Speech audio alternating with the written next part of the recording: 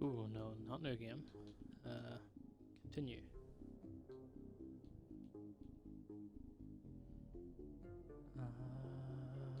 This one.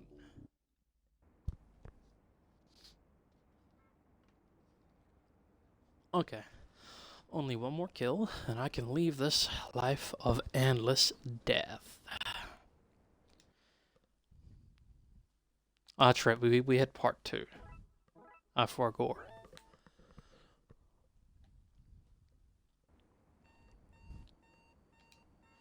Okay, I'm awake. I reach out and slap my hand down on my alarm clock. Another morning, another day. Time to put my game face on. Crawl out of bed and think about getting dressed for a new day. My hand subconsciously rubs my chest, where that big plank of wood had ripped a hole in me last time. But after I got home and washed off the blood, it doesn't look like I was ever injured at all. It still stings a little though. Or maybe it's just in my head.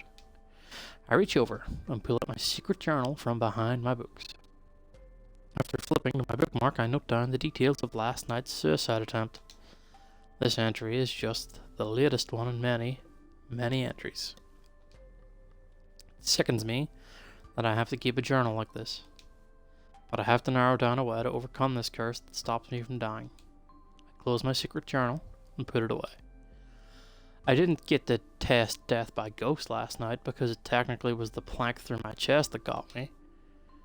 I knew that wouldn't work because I've tried that before. But the ghost had this glowing sword thing. That's new. I need to look for him again and make him kill me with that sword. I'll go look for him again after work tonight.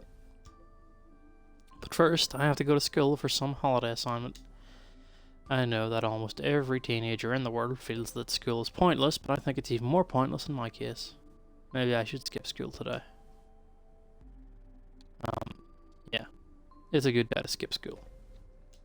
I think I'll go to the library and research ghosts instead. I pack my backpack and head out for the day.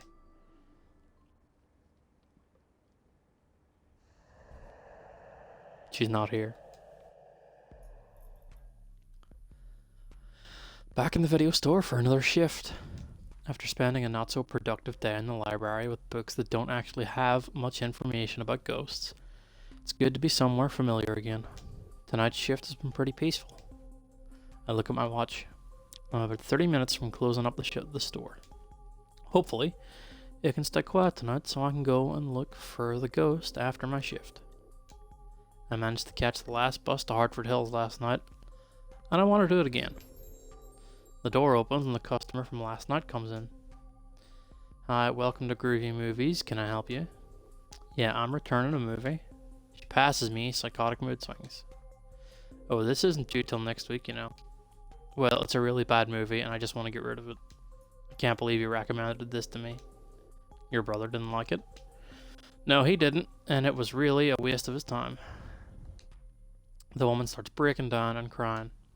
It wasn't that bad, was it? It was the worst movie we've ever seen. She's totally losing it now, but she's not yelling at me either. I can't really figure out what's going on. Well, I'm really sorry. She takes off her glasses and dries the tears in her eyes. No, I'm sorry, it's just that he's probably not going to live past this week. He fought so hard to see one more birthday, and I wanted it to be a good one. Oh, shit sticks. But instead, we watched the worst movie in the world. He has precious hours left in his life, and he wasted 2 on this. It'll probably drain his will to live. She breaks down and starts full-on ugly crying. I really don't know how to react to this. I'm so sorry. It's not your fault. I should have read some reviews first. Anyway, thanks. And she leaves. Well, I feel like the biggest asshole in the world. Maybe I can forget about this by stacking shelves and putting psychotic mood swings back on the shelf. Not that it deserves to be on any shelf. Check my watch, and yes, it's time to close up. Shit sticks, another customer at the back of the store. Where'd this guy come from? Must have been in while I was talking to that other customer. I'll have to just use something from my bag of tricks to chase him away. What trick should I use? Yeah, let's turn the TV off. Didn't notice. Now for the lights. Let's just tell him to go away. Hey, guy in the back, we're about to close. Do you like scary movies? Yeah, I like them, okay. But your horror section is quite sad. What are you talking about? We've got all the good ones like Last Destination, I Know What You Did Last Autumn. All the 3 Ghostface movies. Ghostface? It's the best horror movie of all time. Funny and terrifying. That's good, but it's built off the backs of the many greats that came before it. Ghostface would be nothing without Babysitter Killer, Nightmare on Maple Street, Prom Queen, and Unlucky Friday. Nah, those movies are slow, and the special effects are cheap and tacky. They're better than modern horror movies with their dull characters and repetitive jump scares. You know, when old people insist that old movies are the best, it reminds me of teachers who force you to study Shakespeare. Well, you did not just say that. Well, I just totally did. It would have made things easier if you just said all this crap last night, because I have no choice but to kill you now. Hold on, what the fuck? Green smoke starts to appear from everywhere and converges into the figure. Before I can do anything, the ghost from Hartford Hills house appears right in front of me. It's you. I'm so glad you're here. I was worried that I wouldn't be able to find you again. Aren't you scared? Why are you happy to see me? Most people would be terrified at the sight of a wraith. A wraith? Is that what you are? Yes, and you're not bothered by the way I look? I told you, I have nightmares every night. I am haunted by things so much scarier than you. But don't worry, you're at least an 8 on the scary scale. Seems a bit offended that I only rated him an 8. Good thing I didn't tell him the truth, because he's more like a 6. Who are you? My name is Winona. You should have died, back at the house. That wound would have killed any mortal. So I ask again, who are you? I'm the Doombringer. I'm something evil that's going to bring doom to the world. That's why I need to die. Do you do evil things? Not really, but I think evil thoughts sometimes. I mean, who doesn't? Evil, hateful thoughts. Oh, come on, everybody has those thoughts. Not these sorts of thoughts. They're like whispers in my head. Sometimes I feel like I'll lose control, and then bam, the world is doomed. So you want me to kill you? Yes, but use that glowing sword this time. Throwing me into walls, trying to break my neck, that stuff doesn't work on me.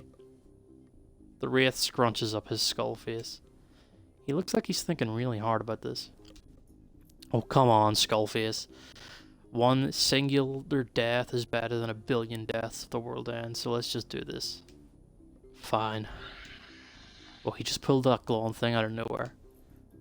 It's a cutting trick, but not as cutting as the mad green smoke and glowing eyes. Are you ready? Okay, the moment has finally come. I look around to say farewell to the world and then... Wait. What is it? Have you changed your mind already? No, dude, I just don't want you to kill me in the video store. That would be so fucking inconsiderate to all the customers and my boss.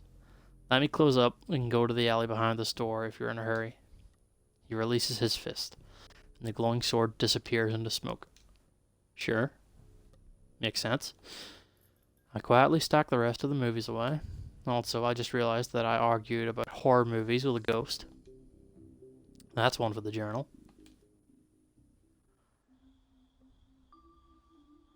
After closing up, I bring Skullface to the alley behind the store. You have the option to choose where you want to die, and you choose this dirty back alley.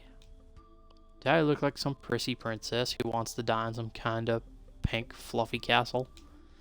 Besides, I just want to get it over and done with. Why are you in such a hurry to die? Because I'm the Doombringer and I could snap anytime.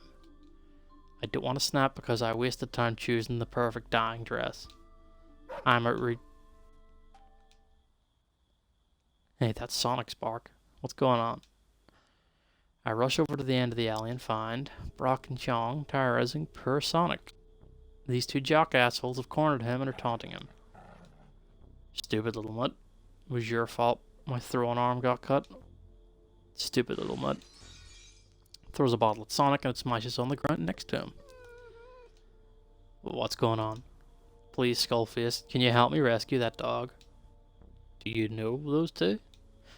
They're bullies from school. You sliced their arms last week, remember? No, that wasn't me. Then who was my mysterious guardian then? Anyway, they're beating on that dog. Please stop them. Let's do it. Skullface disappears into a cloud of smoke. What's that smoke? The green smoke gathers behind Brock and Chong and then forms into the ghost. Who dares disturb my sleep? What is that? It's the green eyes of death. Where do you two dumb jocks think you're running off to? What are you doing here, weird girl? Deciding your fate, asshole. The ghost is with you. Gloom nods slowly. What do you want? I want you to know why you two pick on me every day. Like, why would you come all the way here just to torture a dog? What did we ever do to you? Nothing. Our lives are pretty shitty, so we just need to feel like we have control over something. Chong's already a sweaty guy by default, but he's even sweatier right now. And is that piss I smell? Really? That's your shitty reason? Just to step over someone else and feel like you're not at the bottom? You're not happy with that reason? Did you think you're special in some way? Did you want us to be jealous of you? Or did you secretly want this to be some juvenile way of us to get your attention? Do you have a crush on us, weird girl? Bro, cut it out. The ghost is her friend. They look over at Skullface, who fires up his glowing sword to prove a point. So what, Chong? Is she going to get her friend to hurt us? She's too chicken shit to do that. We got cut last time. And that's about as far as it goes. Trust me, she doesn't have the audacity to do it more. I look over to Skullface, who signals his willingness to attack with a single slow nod. It occurs to me that he intends to kill them. Of course he would. He's a killer. I know you're not going to do anything, so just let us go already. Skullface impatiently points his ghost sword and gestures at the two bullies. Kill them. Do it. The ghost dashes out with unnatural speed, and that glowing sword cuts Brock and Chong right across their necks. Blood sprays everywhere as their bodies collapse onto the ground. I've seen a lot of blood and gore in the years I've been trying to kill myself, but this is actually the first time I've seen anybody die. Holy shit. That's a lot of blood. Sonic turns around and notices you. I rush over to scoop Sonic away from the carnage. It's okay, boy. Everything's alright. The ghost reappears. You okay? Yeah, I didn't think it would be so bloody. Thought that glowing sword would just hurt them a lot. My spectral blade? Well, it's not a sci-fi light sword in a PG movie. It's formed by concentrated heat, and it causes both physical and mental pain. It doesn't cauterize a wound or anything. So yeah, lots of blood. Shit sticks. How'd you get one of those? What's it called again? Spectral blade. It's a perk from being really old and bitter. The ghost looks at me with his creepy glowing eyes. So, are you ready now? Place Sonic down next to the dumpster and ruffle his head for her. Good boy. Just wait there, okay? I look at the ghost and nod. He flicks his fist up and his glowing sword shoots out. You can still back out of this. I'm still not sure if I want to do this either. Got a good heart, kid. You might not become the Doomslinger in the end. Doombringer. Whatever. So do you still want to do this? Yeah, do it. I look him dead in the eye. Go ahead. Let's do this. Okay, kid, this is it. The Wraith raises his glowing sword thing to his face before driving it into your head. Of all the would-be deaths I've experienced before, this is by far the most painful. The sword causes a searing pain that sets my brain on fire. Holy shit, it hurts. It fucking hurts. It's like my mind is being assaulted by pure hatred. You're not dead yet? I don't know what dead should feel like. The Wraith quickly pulls out his sword from my head, and I drop onto my knees. When I open my eyes again, I see him staring at his hands. Why did you stop? Why didn't you kill me? That should have killed you. That would have killed just about any other being. Demon, angel, definitely mortal. If that should have killed just about anyone, why am I still alive? I'm not sure. You are something else. You're saying you can't kill me either? No, I fought some powerful demons who were able to survive my spectral blade too. Did you kill them? I kill everything. So how did you kill them? They had to be weakened at a holy site, like a church. We can try killing you in a church. So I'm definitely a demon then? No, you're something else. Something I've never seen before. Well, there's a small church not far from here. Going to a church sounds so corny, but whatever. It takes for you to destroy me. You able to walk? I rub my head and shake out the soreness. With both hands planted firmly onto the ground, I slowly push myself back up onto my feet. Yeah, let's go. I give Sonic a quick hug before we head out of the alley.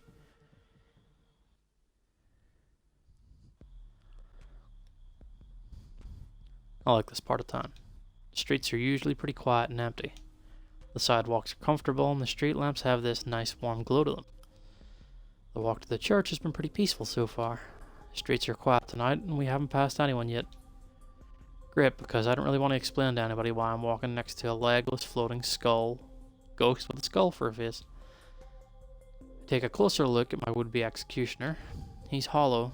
There is nothing in that robe except green smoke. That is nothing compared to the emptiness of his eyes. Empty eye sockets lit by some green, spooky fire inside him. Fire is supposed to be hot, but his eyes are cold. I get chills when I look into those eyes. They were just as cold and empty when he sliced Brock and Chong down. To be fair, I wasn't kidding when I said I've seen scarier demons. But he's still one scary looking dude. And let's not forget that glowing sword, that spectral blade as he calls it. When he stabbed me with it, I felt the pain of all its victims being channeled into me.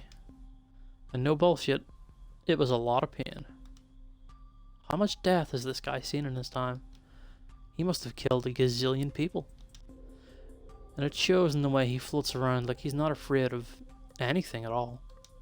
I really should be scared shitless of this guy. And yet, I'm strangely not. The only thing I'm feeling is this awkwardness of walking with another person. I'm not really used to it, because I'm a loner and I normally go everywhere by myself. After the video store and alley, Skullface just kind of clammed up. Right now I'm wondering if I need to make conversation. Aren't you afraid someone will see you? Should we stick to the shadows or something? Mortals can only see me when I let them. One short response and Skullface goes all silent again.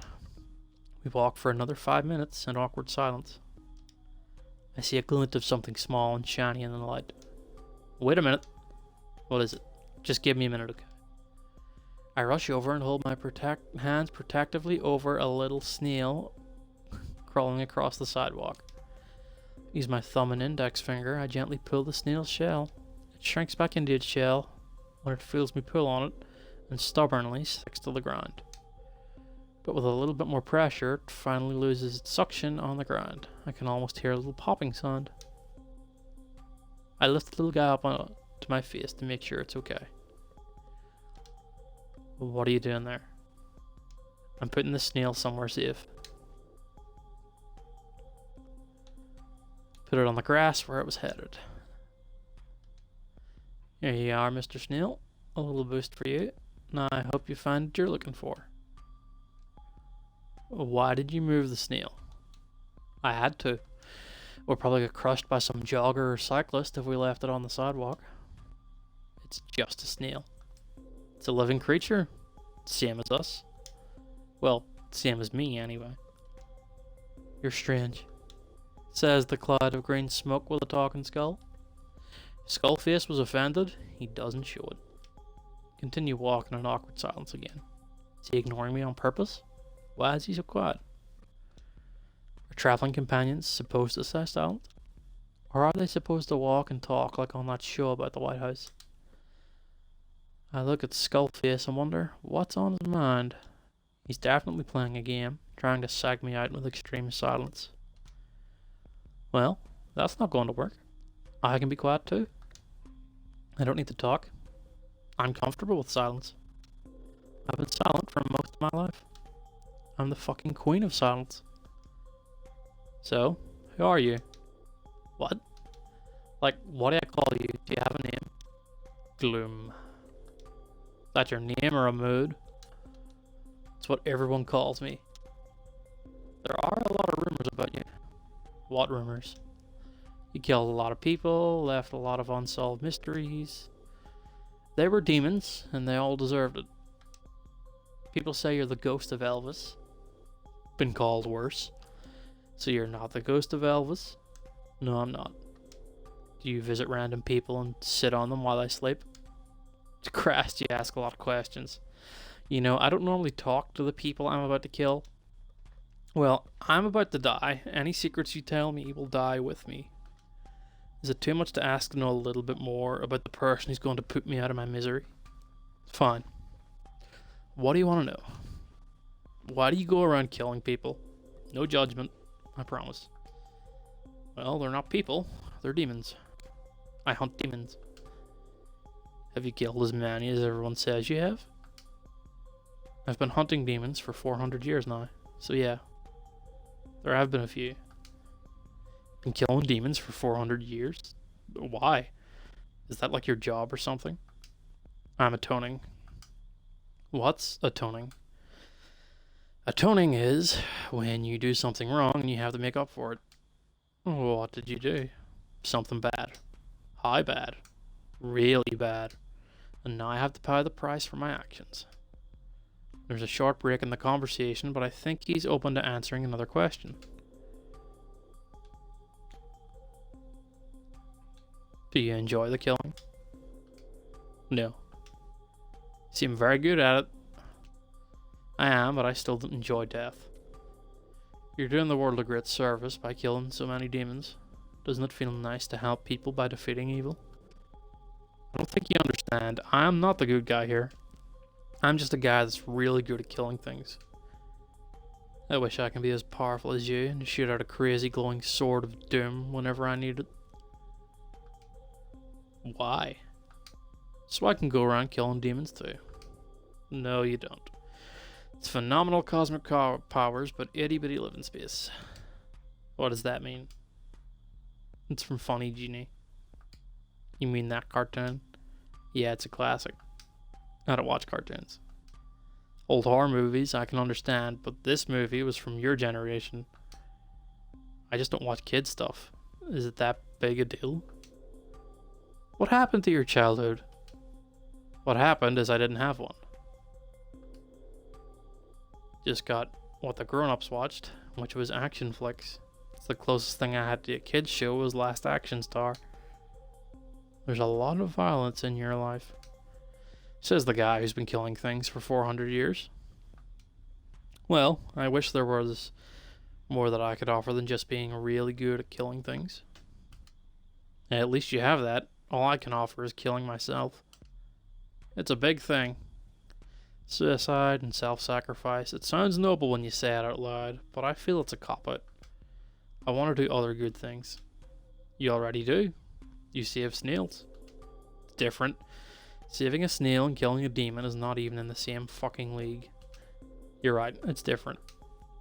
But it's different because you prevented a death while I caused one. You've caused many. Plus it's just a little snail, it's not going to change anything.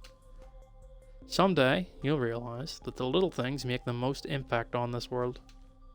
People like to celebrate grand events, like wars, plagues, the birth of celebrity babies. But grand events rarely change as much as lots and lots of little gestures. Yeah, well, I'd rather still be killing demons like you. All I do is try to kill myself, work at a video store, and play video games in my room. Cross my arms and look away, feeling just a bit embarrassed about how pointless my life is. You play games? Yeah, gaming helps me kill time. Why? Do you play games? I do. Holy shit, you play video games? Yes.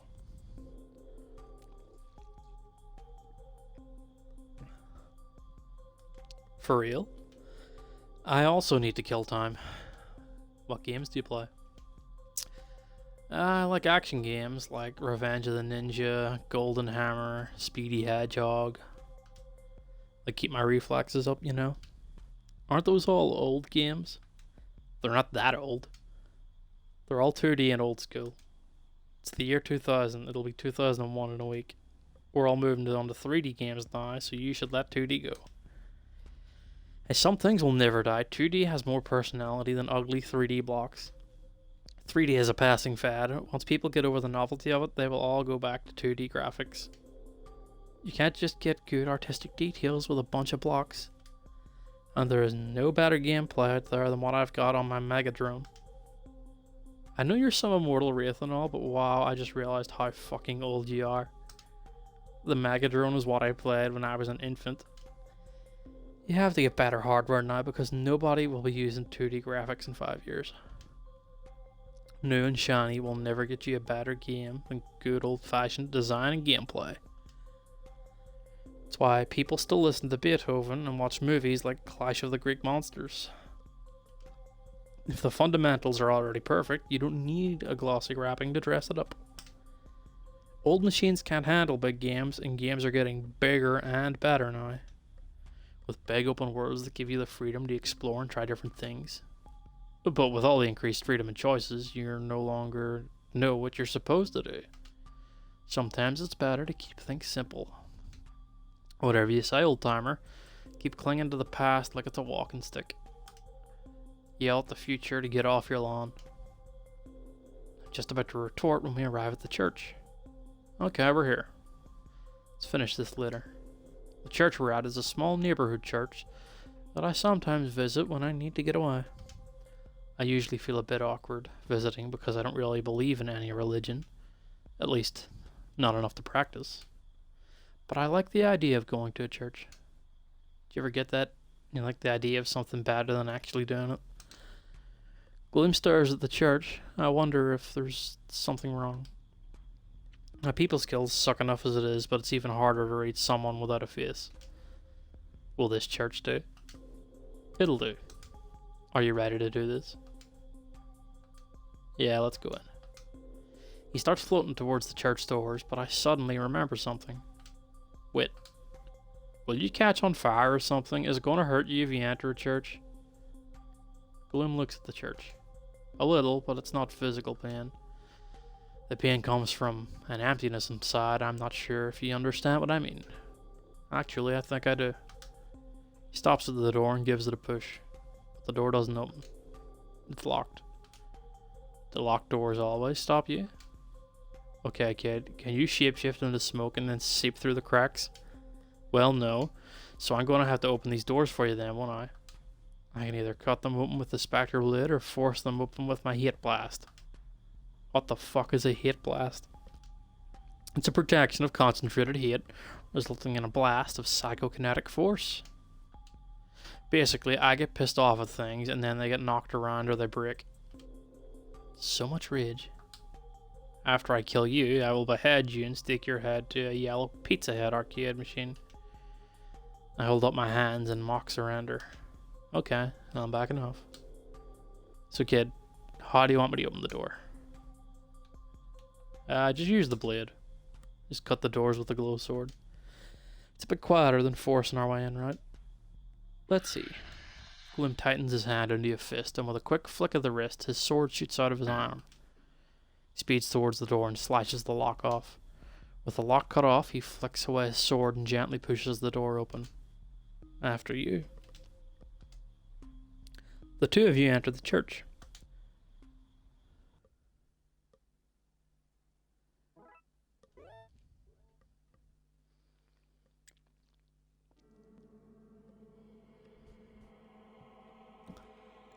Churches.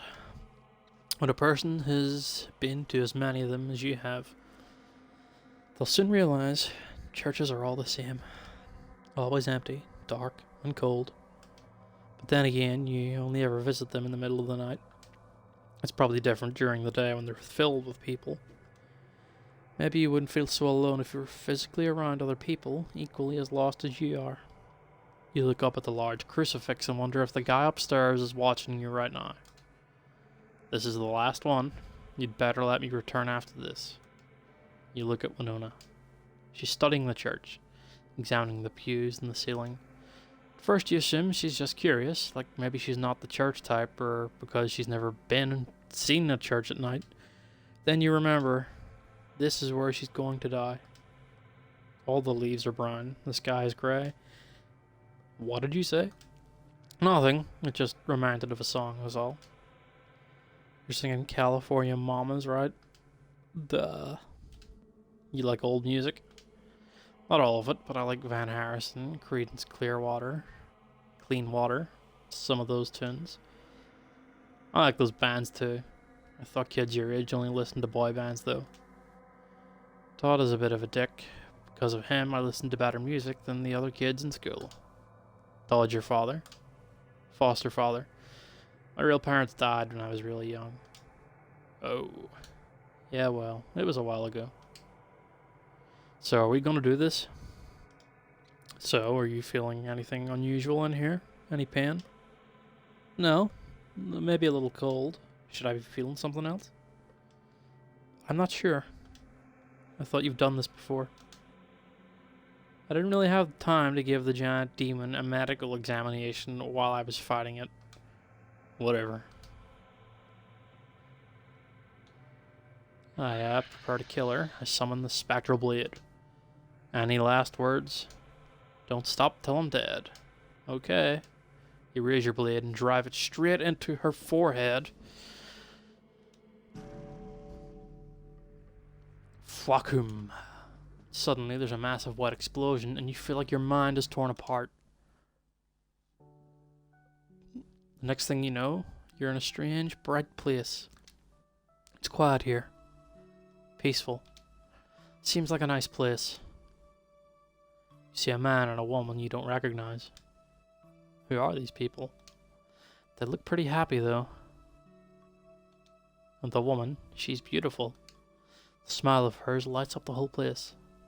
The man and woman walk past you. The man looks at you and nods as he passes, but the woman doesn't notice you at all. He can see me? Can you show me how you do that trick? The man reaches over and gently tucks a strand of her brown hair over her ear and pulls out a dove. The woman screams in shock before laughing in delight. She throws her arms around his neck and they spin into a dance. He kisses her face and head and she seems to glow as the couple fades away. What is all this? What's happening? The couple reappears, but her glow has faded. Still doing the same things they did in the previous vision, trying to physically maintain that closeness. But there's something off. They don't even look each other in the eyes anymore. I don't understand why you have to do this. It's the right thing to do. I don't think it is. Someone has to do it. But why does it have to be you? You're going to risk everything we have. Turn your back on me and our friends. Just because you want to be a hero. It's not about that at all. I'm doing this because I'll regret it if I don't. Why? I will not be happy with myself if I didn't fight for something I believe in. That's Gloom as an angel. Is what that is. That's what that man is. Why don't you just give up the fighting? You'll never find peace by righting all the wrongs in the world. Why don't you come with me? We can do this together. No. I don't agree with what you want to do. And I don't think I can forgive you if you proceed. This is wrong. Please understand that it's wrong.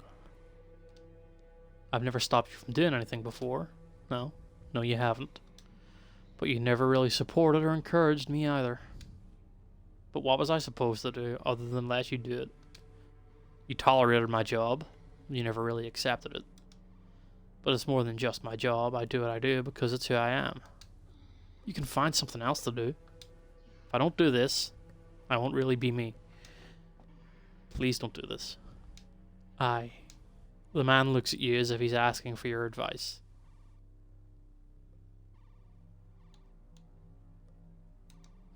You shake your head vigorously. The man sees your response and then he closes his eyes and looks away. I have to. Idiot. The man and woman continue walking away in silence. Occasionally you catch the woman stealing a glance at the man. Does she still have hope for them? A fit of panic suddenly grips you. You're overcome with dread that something bad is going to happen soon. Stop. I need to get out of here. But you can't. Can't even feel your body right now. Do you even have a body anymore? The woman reappears, but this time she's alone.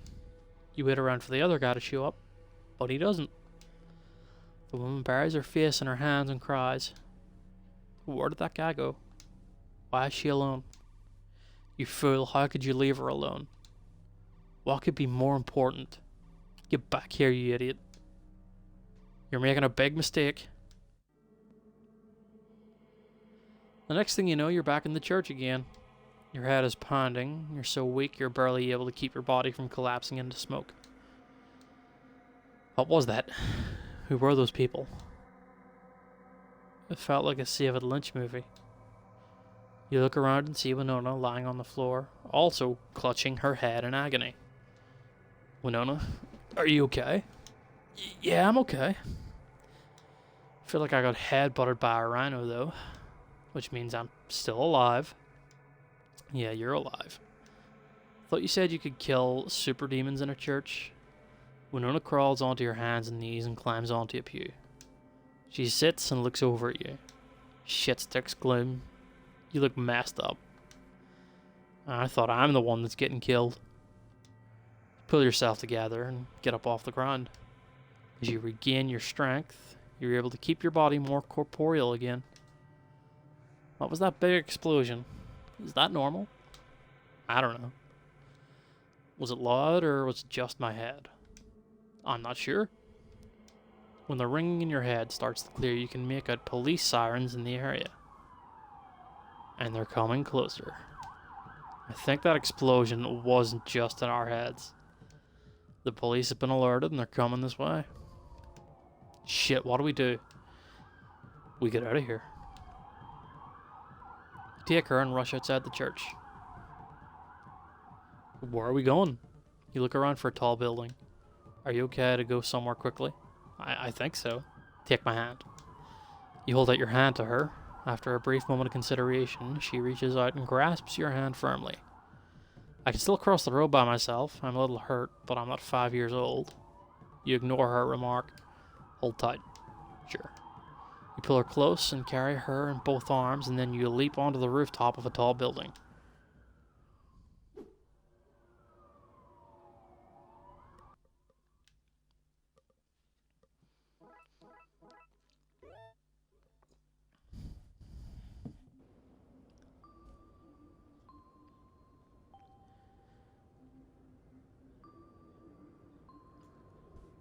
Okay, so I'm flying uncontrollably through the air. Not exactly a new sensation since I've jumped off tall buildings quite a few times before. But this is the first time I'm going up. This is so awesome. But what goes up must come down. And now I'm falling pretty fucking fast. Holy shit. I expected to crash hard onto the roof and break all my bones, but the landing was actually pretty soft. Gloom gently puts me down and my knees wobble a bit. Dude, that was so fucking cutting. I didn't know you could fly. I can't fly anymore. That was more like a big leap. Still pretty awesome, that's what it is. My knees are still shaking. Take a seat. We can rest up here for a while. It's a good idea. So I head over to a comfortable spot and plant my butt down. Gloom hovers just behind me. I guess when you don't have legs, you don't really sit much. Is it comfortable? Floating all the time? How does that work out anyway? Probably a dumb question to ask since he's a wraith. He probably exists under a different set of physics. How high do you think we are? Maybe 20 floors? You afraid of heights? Used to be. Then I realized I can survive high falls. 20 floors is nothing. I've survived much taller drops. Does it hurt? Like getting hit by a train. And I know this because I've literally been hit by a train before. Gloom looks at me, but I can't read what he's thinking. Do you feel pain? I don't really feel much of anything anymore. I guess that sucks too. How many times have you tried to kill yourself? A lot. I get into these creative moods sometimes where I think up new ways to try and then I just do it. Have you tried to do something other than killing yourself? Do it, of course. You think suicide was my first option? I tried religion, different types of yoga, vegan diets, but I never got anywhere with them. No matter what I did, nothing changed. You ever feel that way? Every day. I wish my nightmares would go away. Maybe one of those ideas actually worked and the nightmares are just a residual symptom. My curse is not an STD. Besides, there's too much at risk here. Way too many people that can get hurt. I have to kill myself. Like Riley says, it's the only way to be sure. How do you deal with the pain? How do you keep going? I just suck it up and take the pain.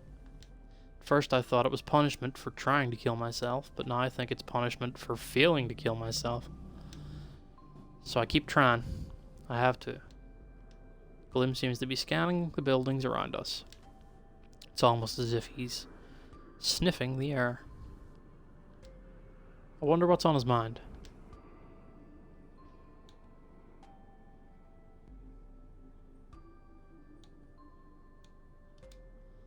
I'm just too curious to let this weird behavior pass. What are you doing? Just keeping track of demons. Looking around to see if there are any threats out there. He turns to look at me. Sorry, it's mostly what I do when I come up the rooftops. You can see demons from all the way up here. Actually, it's more like smelling. I can sense the corruption. So are there demons around us now? They're everywhere these days. Given all the ugliness in the world, why am I not surprised? So this is what you do most of the time? More or less. I have done demons, so this is how I do it. This is how I find them. You don't sound like you enjoy it. No, I don't. I hate all the killing. But it's something I have to do. Because you're atoning? Because I'm atoning. Do you regret the choices you made? Kid, I've made so many bad choices. How do you live with them? You just do. And wish that things will get better in time. Wishing is what you do when you're not trying to fix your situation. That's cute. Did you see that in one of those posters? I don't know. Maybe. I decided not to tell him that up till 30 seconds ago I was very proud of myself for coming up with that line. What did you do exactly? Something bad. You said that already. Doesn't matter what I did. What matters is that this one bad choice led to problem after problem. And I was buried in so much shit that it's taken 400 years to dig my way out. Was it because of a girl? What? What makes you say that? Todd says that if a guy is too shy to talk about something, it's either about a girl or his dick. And since you don't have, don't know how to phrase this nicely. Well, I just figured it was about a girl. So was it a girl? Yes. What happened? I left my wife. Why? Muriel never understood why I do the things I do. I was a warrior. I fought injustice. I did bad things to do good. She hated all kinds of violence and conflict. Then one day I was about to embark on a big quest and she refused to let me go. But you went anyway. You know, all I ever wanted was for Muriel to be proud of me, to understand me and support me, and I figured maybe she'd understand what I was doing once I was done with my quest. But she never did. That sucks, Gloom. That was a few centuries ago, and not a day goes by where I don't think of that key moment. One bad decision that ruined my life forever. Didn't try to get her back. Once I realized my mistake, it was already too late. I haven't seen her since we separated. That's why I'm doing what I'm doing now, to atone. To earn my way into heaven, where I can see her again. And hopefully, earn her forgiveness. You sure she's there? Trust me, she is.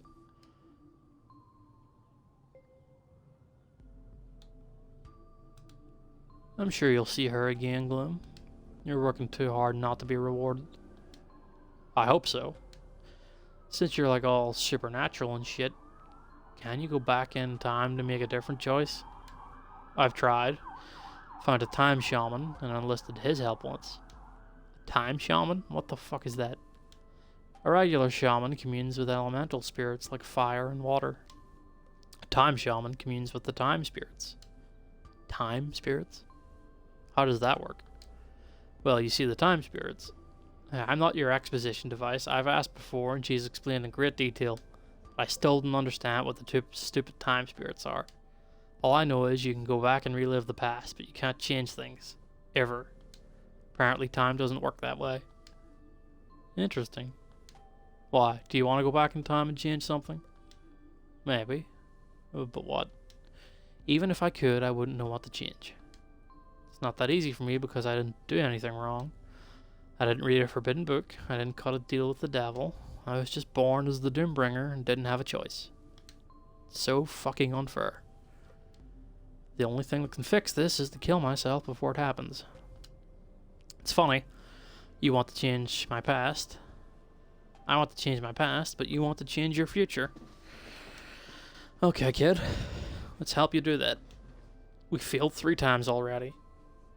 Do you have any new ideas? I don't, but I know where we can go. Where? The library? No, this isn't going to be solved by knowledge. We need wisdom. We need to find Nathaniel. Gloom holds his hand out to me again. Are you ready? I take it without hesitation. Let's go.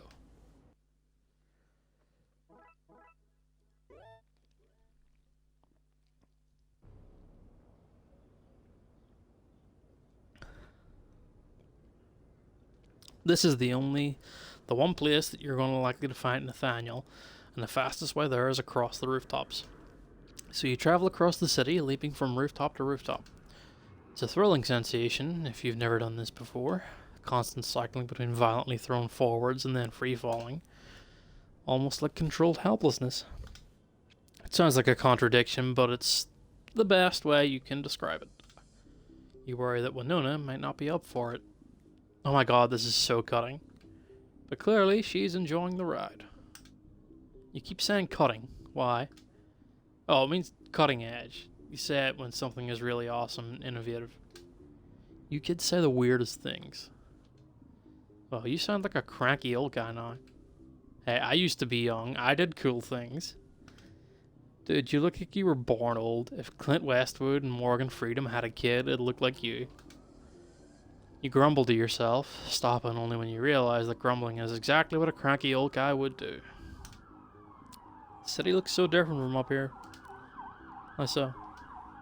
It looks so much more alive, like you can totally see everyone moving around. Eh. I think the moon looks bigger too. Looks the same to me. No way, it's definitely bigger. It's probably because we're closer to it up here. That's not how it works. How high can you go? Never high enough. I know what you mean. Still, it's pretty sick from this height. I love it. You continue jumping from rooftop to rooftop as Winona screams in delight. Jump higher. Normally, you're more controlled with your jumps for stealth reasons to conserve your strength. But just for tonight, you decide to jump higher and faster. Yippee-ki-yay! Just for tonight, you decide that Winona doesn't have to be the saddest girl in the world. So who is this Nathaniel that we're going to see? Nathaniel is the angel of wisdom. Wait. Angels are real? Yep. Angels, like people with wings and halos that go around helping people. Wings, yes. Halos, no. Helping people, not all of them. A lot of angels actually resent mortals. Why? They perceive mortals as ungrateful animals that cannot be trained, animals that tend to destroy the world around them. But despite this, all angels have been tasked to protect them. You can see why they'd be pissed about being forced to do this. So what did you say about heaven earlier? You being literal too? Heaven is real, and it's not a place on earth. So if heaven and angels are real, I assume there is a God. Yeah, he's elusive and doesn't show his face much, but he's definitely there. And the Son of God? Yeah, he was real, but you guys killed him back in the day. Holy shit, I can't believe all of this is real. You genuinely believe that you're the Doombringer, that you're going to trigger the apocalypse, but you didn't believe any angels in heaven? Guess it's easier to believe in all the bad shit than the good stuff. Human nature. She bites her lip. You've noticed that she tends to do this when she's trying to figure something out. Wait, is Keanu the second coming? Keanu? Why do you ask? Everyone says he's the kindest man in the world, plus he has the same look as all the pictures in church. He's not. But I agree, Keanu has done a lot for humanity. The world is full of doers and talkers. Keanu is a doer. Just Surf Cop alone was a huge gift to the world. She looks away and bites her lips again. If God exists, then there must be a devil too, right? Like an ultimate being of evil. We don't use that name. You mortals made that up. But yes, there are two of them. The two of them are at war. So what's the name of the bad guy? It's not as clear-cut as simple good versus evil. There's no good guy and bad guy. Stories make it pretty clear that it's a never-ending battle between good and evil. And who wrote those stories? I don't know. Really old people with really old quills. Don't believe everything you read in really old books. I thought you liked old shit. Not all of it. Hold tight, we're almost there.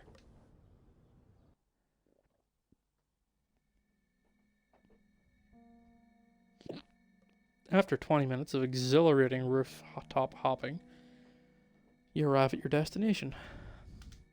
A desolate skate park on the outskirts of the city. During the day, this place will be packed with skaters, young and old, learning new tricks or just skating for fun. But when the sun goes down, all the skaters know this place is off limits. Everyone knows that only one person skates this park at night. And it's not out of fear that the others vacate this park at night. Rather, it's a gesture of respect, an offering of space and tranquility to the one they call the patron saint of the lost. Wait a minute, the Angel of Wisdom hangs out in a skate park? This has been his lair for the past few decades, ever since he discovered skateboarding. He says it gives him clarity. Really? Clarity? Nathaniel has his idiosyncrasies. You can ask him about it later. You really sure he's here right now? There's nobody here. You inspect the park and she's right. The lights are on, but there isn't a soul in sight. However, you detect the scent of wax and burnt urethane. You reach out and touch a rail. It feels warm. No, someone's been skating here recently. Nathaniel? You hear a loud screeching sound overhead. As you look up the source of the sound, a large barn owl swoops behind you and into the shadows. Hello, dear friend. A large angelic figure skates past and screeches to a stop next to you and Winona. He pops up a skateboard and carries it under his arm. Perched silently on his other arm is a large barn owl. It has been a long time. A very long time. How are you, Nathaniel?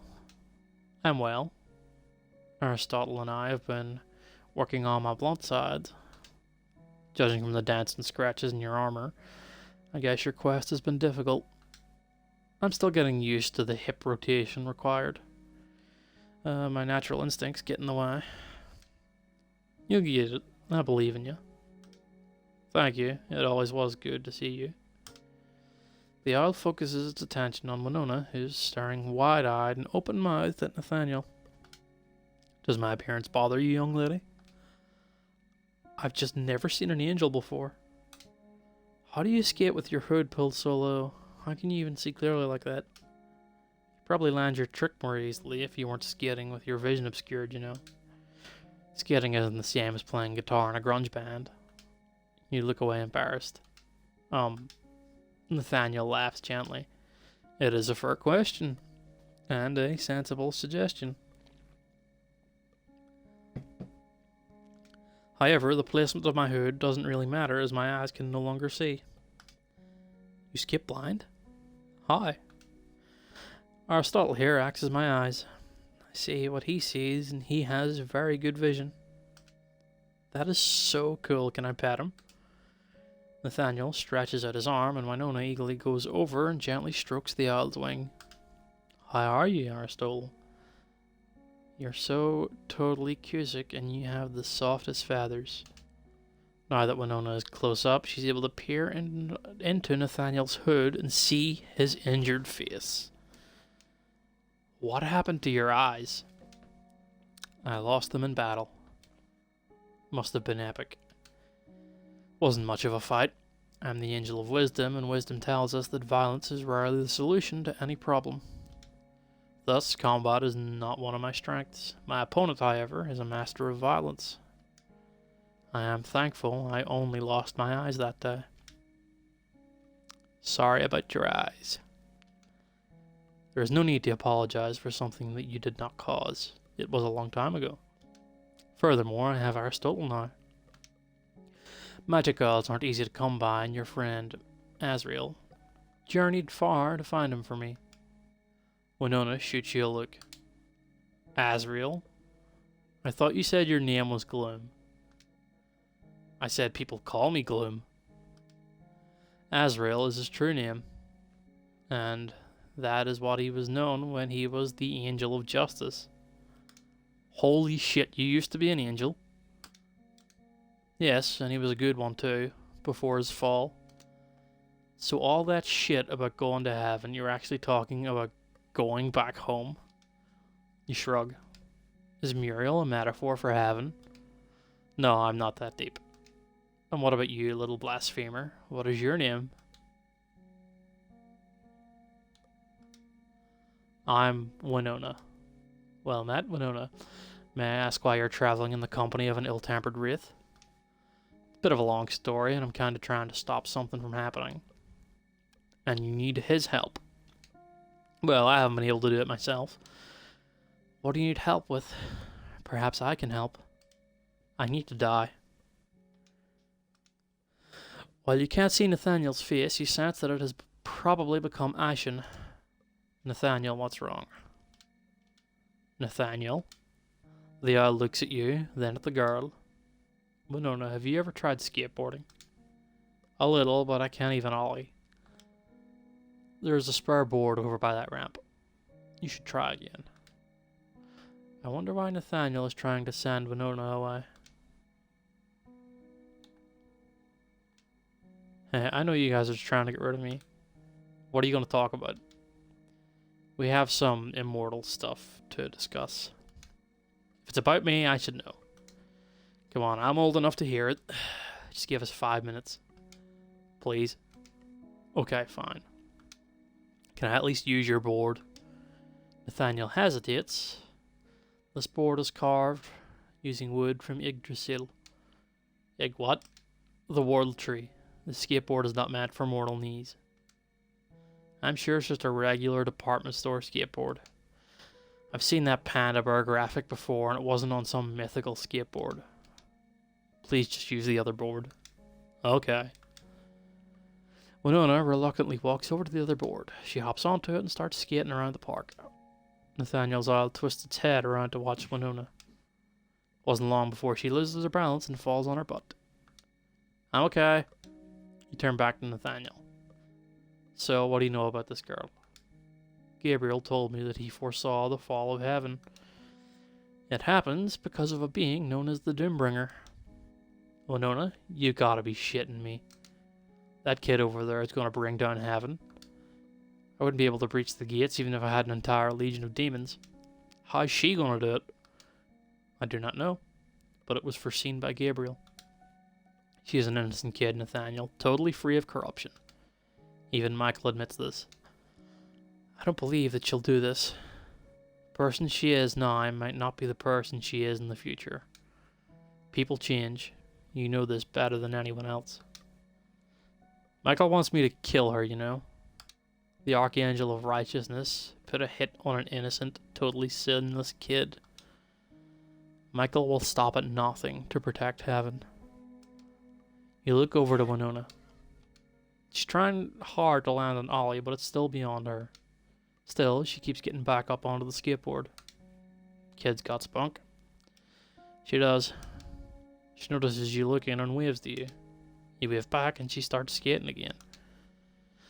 Do you agree with Michael? Do you?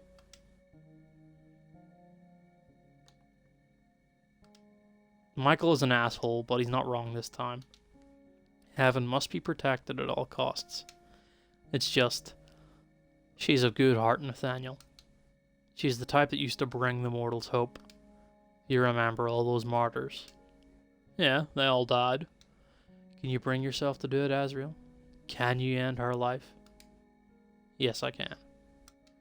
Because she wants to die, you know. I didn't hunt her down, she came looking for me. Do you know she spends a lot of her time trying to figure out how to kill herself? Seems like an odd hobby. For some reason, she can't die. You can't detect the slightest trace of demonic corruption within her either, can you? No, I cannot. Yet, she can't die, at least not through normal methods. So she came looking for me to try a supernatural death. Did she tell you why she wants to die? Same reason Michael wants her dead. To protect the world. She is young, but she has had a hard life. Death would be a release from her guilt, right? Nathaniel thinks for a moment. His eye turns to face you. You do not believe that. So why are you considering this action? Michael's promised to grant me salvation after this. Is that what you really want? To return to heaven? Of course. Why, Azrael? What awaits you back there? I can be back along together with old friends again, be back home where I belong, be with Muriel. A lot of things have changed since you were an angel. You took the side of the Morning Star when she turned against the big boss. You fought against many angels, and you always win. You've even slain many of them. You noticed Nathaniel's peculiar choice of pronoun and the implied distance between him and the other angels. Did something happen with him? Is this why he spent so much time skating in the mortal realm? You must understand, you're not going to be welcomed and accepted as easily as before. They might if I killed the Doombringer. You have been Michael's rogue angel of death for hundreds of years now. How many demons have you slain? Killed quite a few. More than when you were the angel of justice? Maybe. I don't really keep count. You are doing a lot of good then. What is life like as a rogue angel of death? It's a little bit lonely, I guess. I have a lot of free time between Michael's tasks. How many of your old friends have visited you during this time? That question cuts deep into your heart. You have not seen or spoken to any of the angels for a long time, except for... Does Michael count? Firstly, Michael sees you only to give you tasks. Secondly, he is nobody's friend. I do not know what exactly it is you truly seek, but I doubt you will find it by going back upstairs. You cannot go home again, Azrael. Think about Nathaniel's words. As usual, he makes a lot of sense. He's the angel of wisdom after all.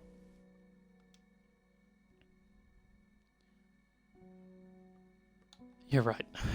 But what about the prophecy? We can't let the Doombringer bring down heaven.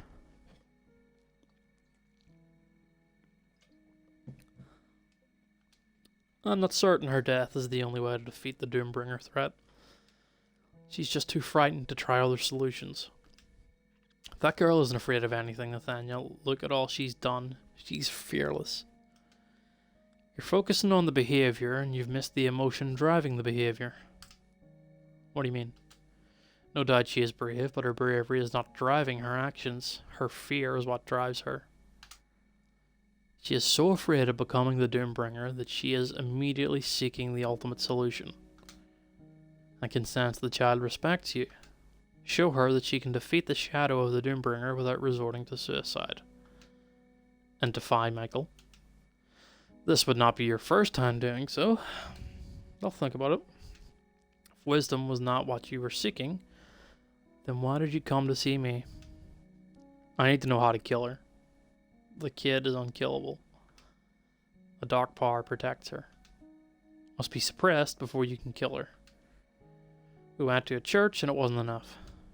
Perhaps you need to, as the mortals say, pump up the volume and gleam the cube.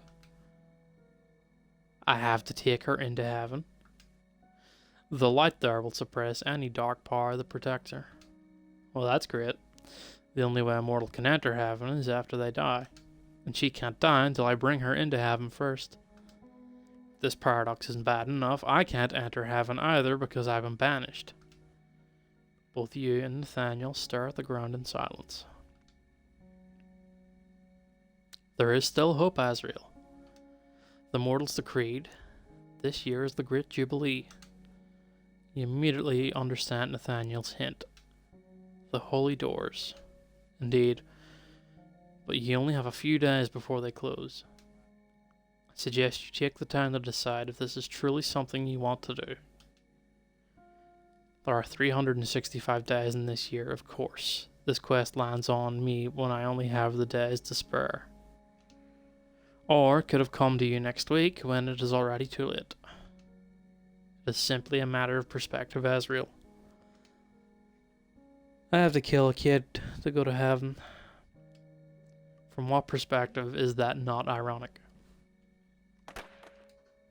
Both you and Nathaniel suddenly hear the unmistakable sound of an ollie being landed.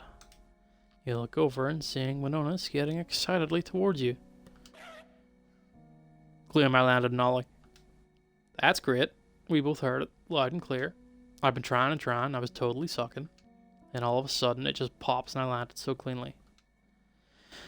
Aristotle saw it, and it was indeed a glorious ollie. It was such a rush. I was just like, holy shit. Proud of you, kid. Before you can react, Winona throws her arms around you and gives you a hug. I should have tried harder earlier. There are so many tricks I want to learn now. It's not too late. There will be plenty of opportunities. She pauses, and the joy melts away from her face. No, there won't be. There is something more important that we have to do. Did you guys figure out how to kill me? Your smile fades away too. Yeah, we did. I'll tell you more on the way back to your home. Thanks, Nathaniel. It was nice meeting you. Pleasure is all mine, little blasphemer. You're welcome to visit Aristotle and me anytime, with or without your grumpy companion. And you can keep the skateboard. Sweet. She receives Nathaniel's spare skateboard. Let's go. Take care, Nathaniel. Be well, old friend. I'm gonna hit that ramp one more time. She skates off. You start to follow her, but you turn around for one more question. Nathaniel? Yes? Never mind. She misses you too, Azrael. Thanks. But as your friend and the embodiment of wisdom, I urge you to move on from the past. Focus on the present and what is happening right now. As you have a little girl in need of help. Help her. Guide her with some wisdom. I will talk with her. Please do. May God's force be with you, Azrael.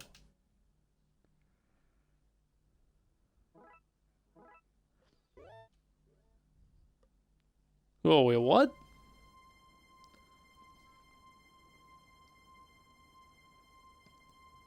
We're a character that isn't Doom or Gloom.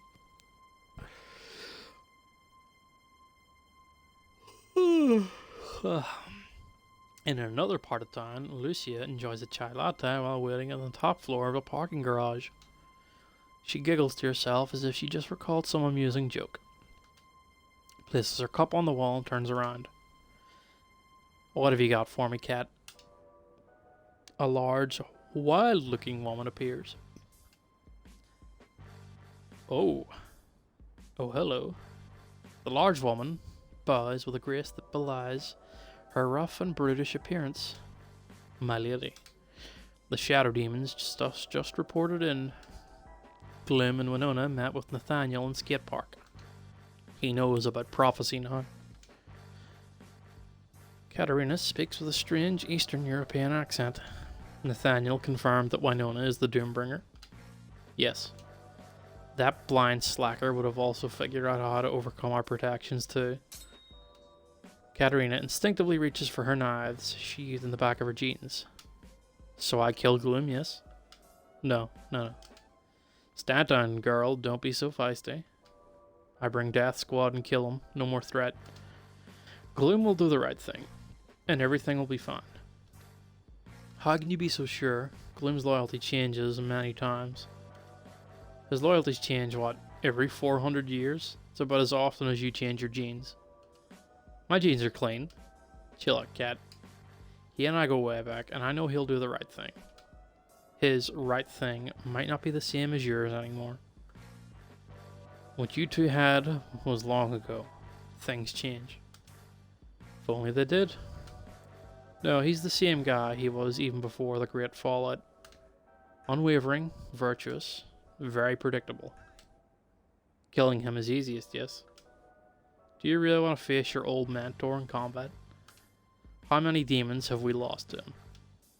I've studied under him, and studied him. With knowledge of his style and overwhelming forces, we can win. You're a tough fighter, cat, but he was your teacher, and he will still defeat you. I was a student, but now I am stronger. You sound like Anakin Sky Talker. Who? Dark Father? Who? What are you not? I don't understand. Didn't you watch Star Battles? Is that show with guy with pointy ears? Just stay away from Gloom. He is most hated demon hunter of all time, and they still believe Winona is key to victory over heaven. They will do whatever it takes to protect her. Then we'll deal with the renegades when that happens. Understood. Come on, I have a meeting with Pastor Hackinson. Why do you like impersonating God? Because of that shocked face what they make when mortals realize their mistake. No wonder the mortals have so many variations of the same stupid TV show where they endlessly trick each other.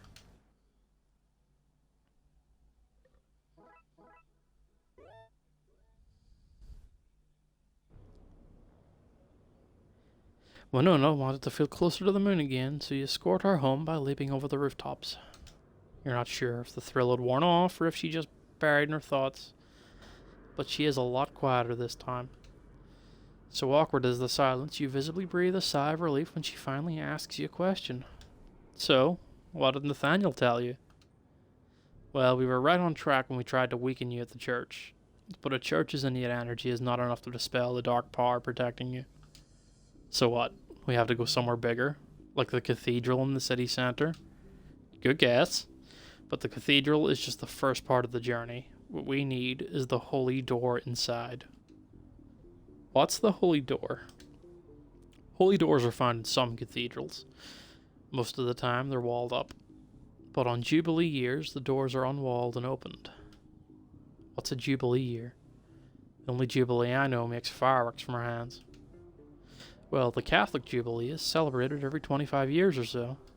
It's a special year where everyone, including the big boss upstairs, is supposed to be more merciful. And during these years, they celebrate by opening a door.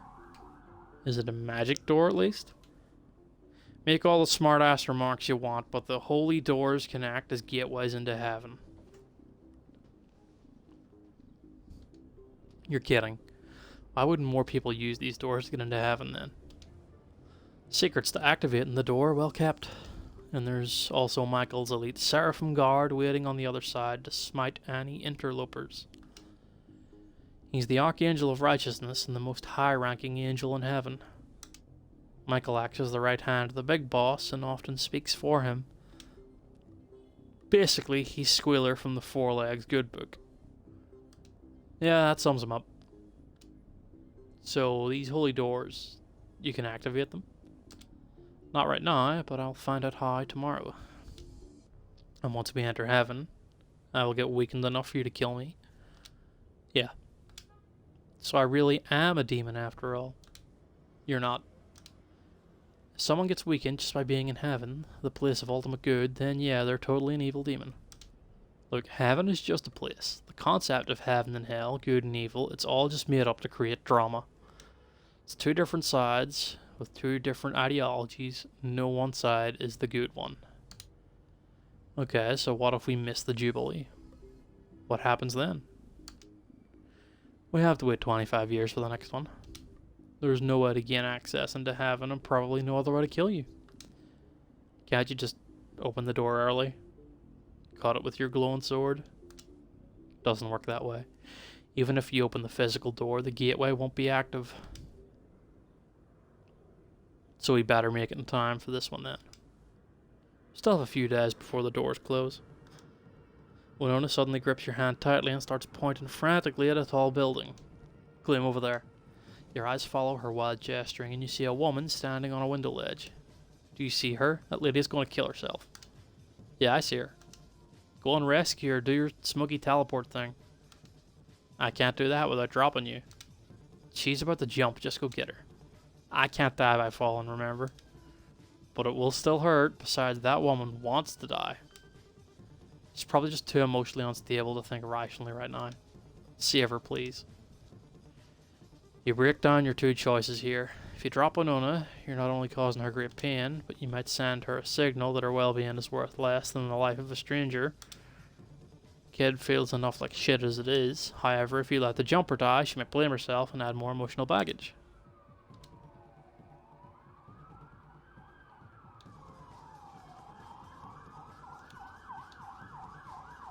I'll put her down first. Grip, I'm willing to let her go. I'll set you down first. You land on the nearest rooftop and turn to get the woman. Wait here, I'll go get... It's too late. She's right. The woman isn't on the ledge anymore. There's a commotion on the street below and a lot of people have gathered in one spot. You already know what they've gathered around. You should have gone to get her. I would have been okay. I can't let you get hurt like that. That's ironic, seeing as trying to kill me. Maybe, but that doesn't mean your well-being isn't important. She made her choice. This isn't our fault. It is. We had the power to save her, and we wouldn't have lost anything if we did. It's just some temporary pain. I'll get over it. I always do. Turn back to face Winona. You're not a pawn to be sacrificed for everyone else. You're a person too. Your feelings matter. The greater good is more important. Look, she's dead. We can't do anything about that now. And we have to go. We can continue this discussion later.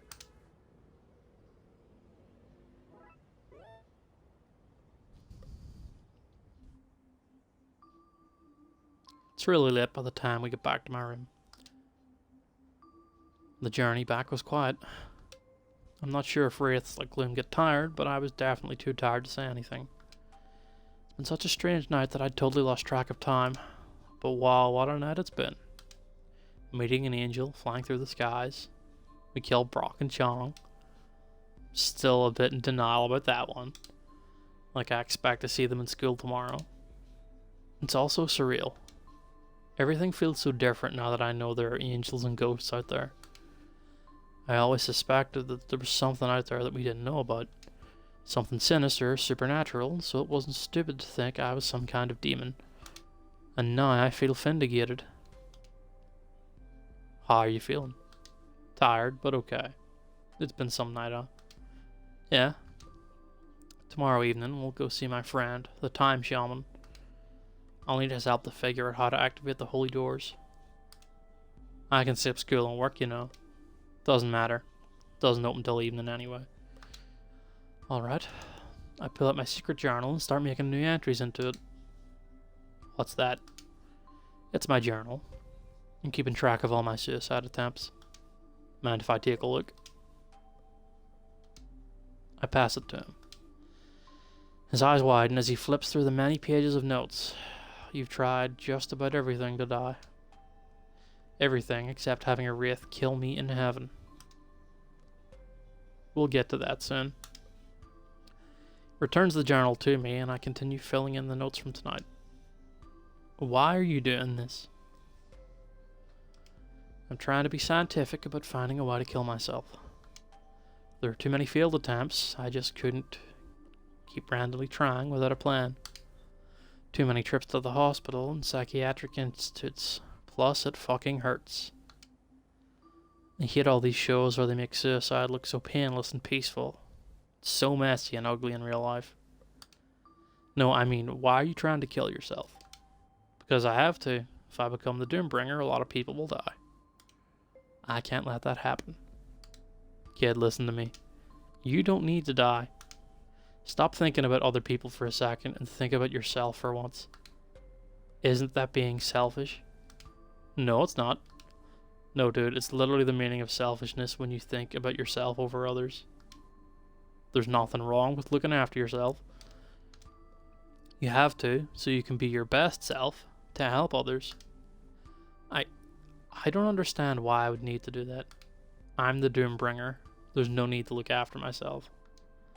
My best self is being dead, so I won't become the Doombringer. It's win-win. I just think you can be more than that. You're an amazing kid. I get what you're trying to stop me from killing myself, Gloom. But like I told you before, I want this. You're doing the right thing by helping me die. Don't waste your life. Remember what you said about the snail, about saving lives. You're going to save a lot of lives just by killing me. That's not a wasted life. Gloom looks like he wants to say something, but he doesn't. His creepy skulls glow. Gloom has more expressions than usual. But most of the time his face is as unreadable as any other skull. This is one of those times. Alright. He moves towards the window. What's this? Gloom points at my monitor. It's just an IRC.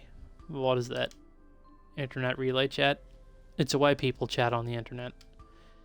He gives me that blank expression again. Oh my god, you don't know what the internet is, do you? He slowly shakes his head. I explain the basics of the internet to him and how IRC is a way for people to chat with one another. And this is anonymous? The only thing they'll see is your name and whatever you write. They can't find out what I am.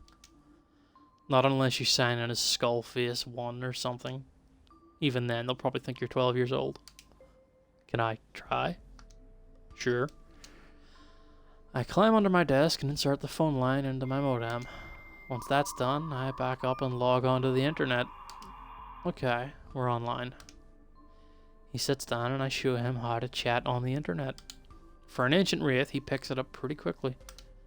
Gloom is totally getting into it. He's like a kid who just unwrapped a new Christmas present. Since he's doing okay, I'll just leave him be. Climbing into bed sounds good. It's been a really long night. I take a last glance at Gloom, who is still happily chatting. Yeah, he's fine. I'll just close my eyes for a while.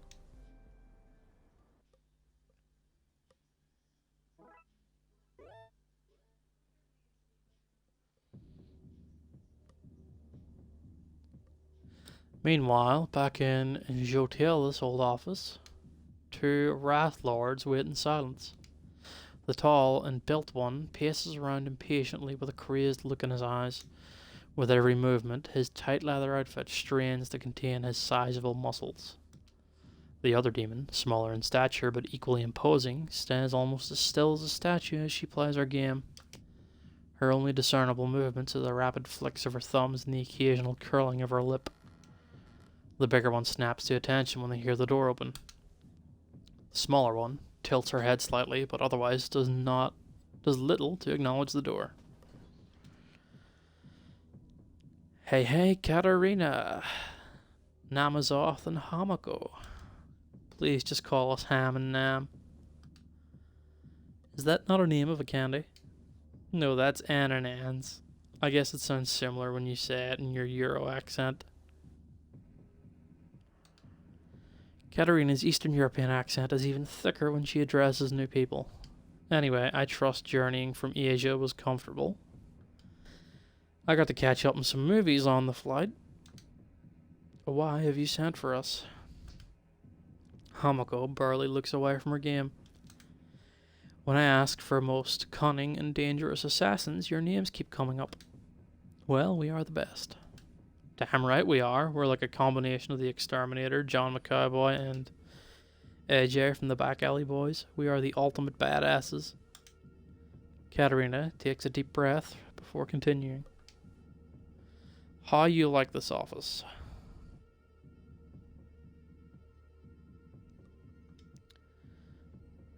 Needs more black. Well, you can paint it whatever color you want when it's yours. Isn't this Joe Teola's office? Where is she? The mistress of suffering is no more, and her position is vacant.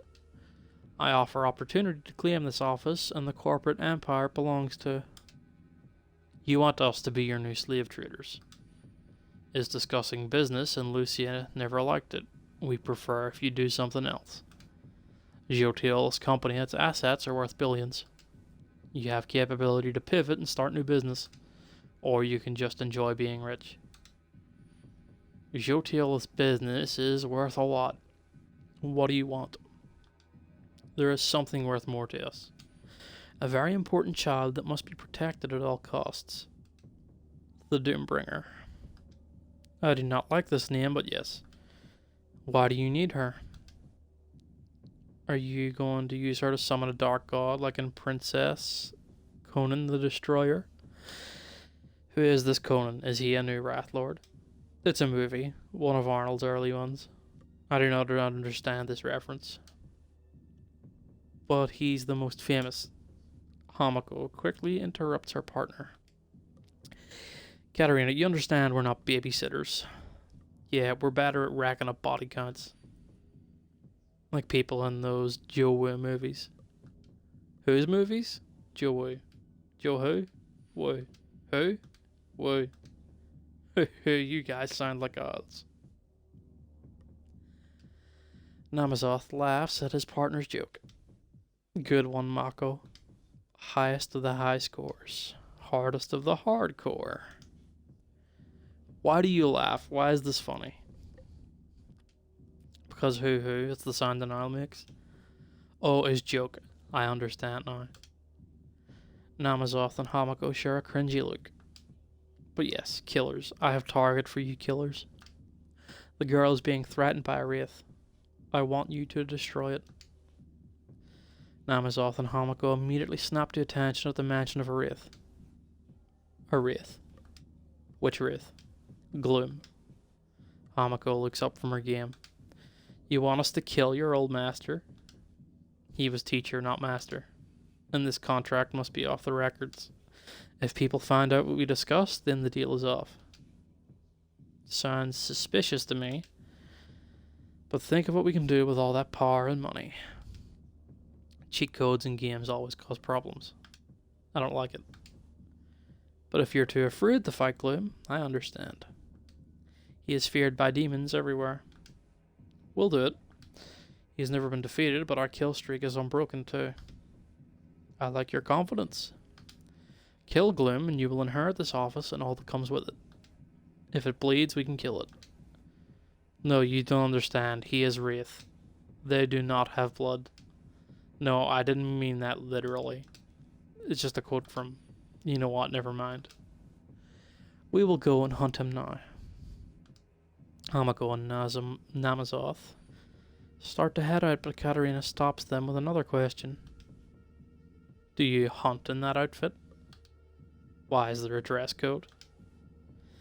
Should I get jeans from a secondhand store and dress more riot girl like you? My clothes are tactical. You dressed for dinner party. I don't need to be tactical.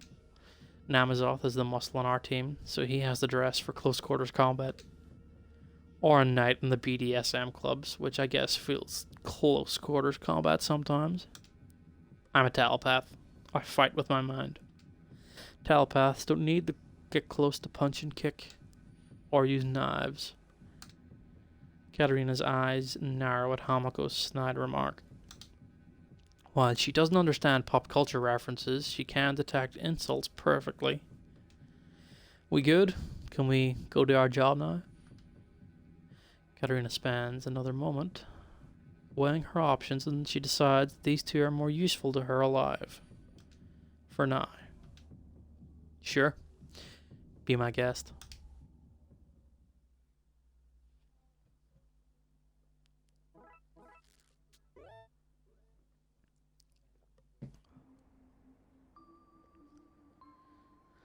When I wake up, Gloom hasn't moved from my computer. He's still sitting there, chatting away. But I notice his typing has audibly improved as the clicking of the keys is much faster now. He still looks funny though. This big smoky ghost thing hunched over my small keyboard. I don't know why, but it kind of fills me with a sense of pride. My alarm should have gone off already. Why hasn't it? I'm up before my alarm? That's a really different sensation. Looking out the window, it's the same old view. Same usual type of morning. But it all feels different. I'm still alive. I haven't stopped the Doombringer threat, but it still feels different this time. Probably because I've got Gloom with me now. Sure, he's an undead assassin that I only met a few days ago, but we've already failed 3 times. But I feel better because he's there. 1, he's some supernatural entity, so it opens up more options for my death. And 2, it's just nice to have someone else sharing this journey with me. He's kind of a grumpy bitch with pretentious movie tastes. But he's not that much different from old Carl Frenobi, my grouchy next door neighbor. Except with a skull face and a big glowing sword. Also, I'm finding this hard to accept too. I think it'll be nice that he'll be there when I die.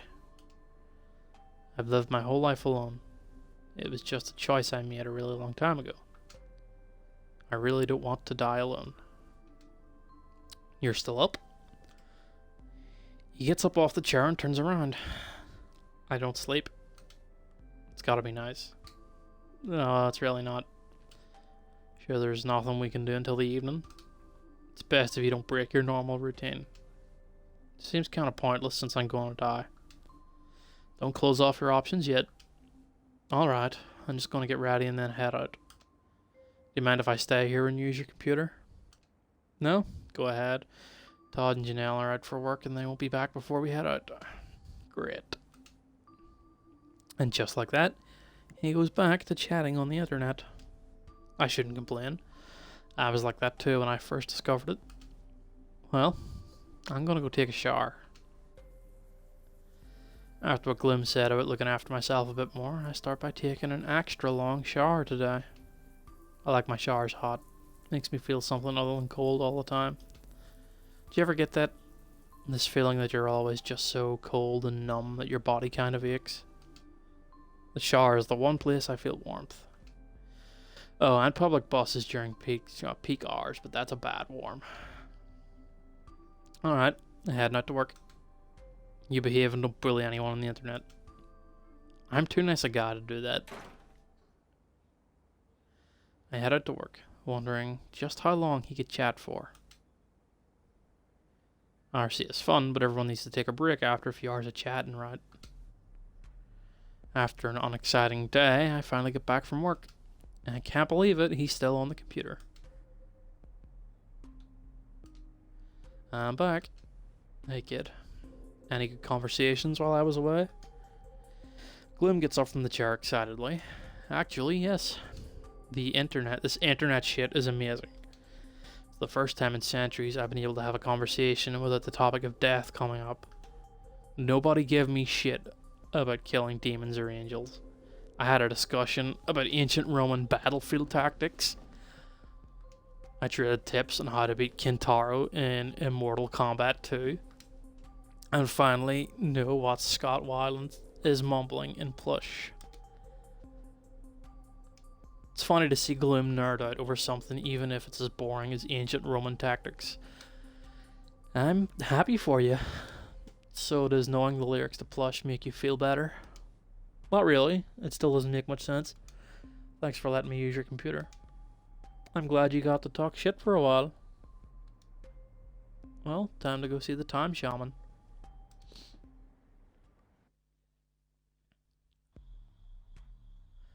We still had some time before we were due at his friend's place, so Gloom and I decided to walk there. Not that we were likely to see another suicide jumper, but I just didn't want to take the risk. Besides, it's easier for us to have a conversation without needing to shout over the wind. Maybe it's nothing for him, but I have vocal cords that get tired. Fuck, you're telling me.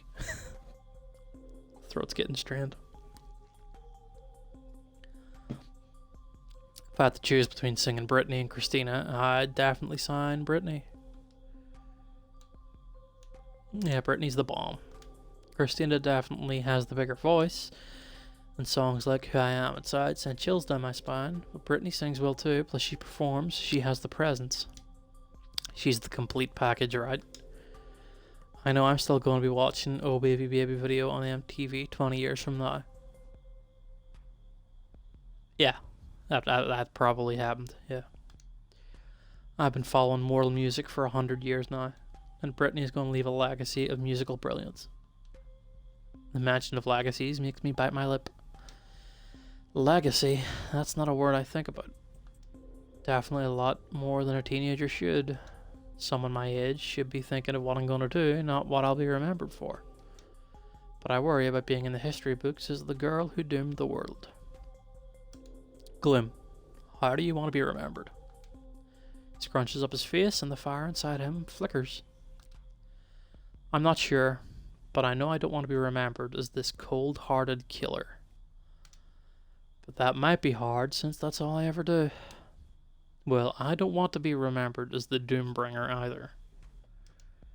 But I don't seem to have much of a choice. Gloom and the Doombringer, leaving behind legacies of death. Shit sticks, huh? But you know, I'm not going to remember you as a killer. It's ironic since I'm actively trying to kill you. How the fuck else will you remember me? That's the thing. Your worldview is all about death and killing. You think you're on a quest for you to kill me, but I think we're on a quest for you to save me. You're not going to be my killer, Gloom. You're going to be the guy that saves me from becoming the Doombringer. That's how I'll remember you. Okay, Gloom's not saying anything. What's that mean? Did I just say the corniest, dumbest thing ever? Was it too fucking cheesy? It's true though. Oh shit, it really was too cheesy. He's like totally judging me now. He's trying to think of something nice to say, but he's too grumpy to figure it out. Thank you. It will mean a lot to me. That sounded sincere. I think he accepted it. There's a short silence, and I take the chance to ask something I've been meaning to ask. Can I ask you something? That's a pointless question. Why did you start killing? You've told me so often that you hated it. So how did you become the most feared killer in existence? He's doing that blank face again. Silence is getting awkward. Should I not have asked him about this? Looking back on the things I've done, I guess I was trying to be someone. I started out as a regular warrior angel. It was just my job. I fought the forces of darkness like the other warriors, but I was a natural at it. I am, really good at killing. The archangels noticed, and the big boss made me the angel of justice.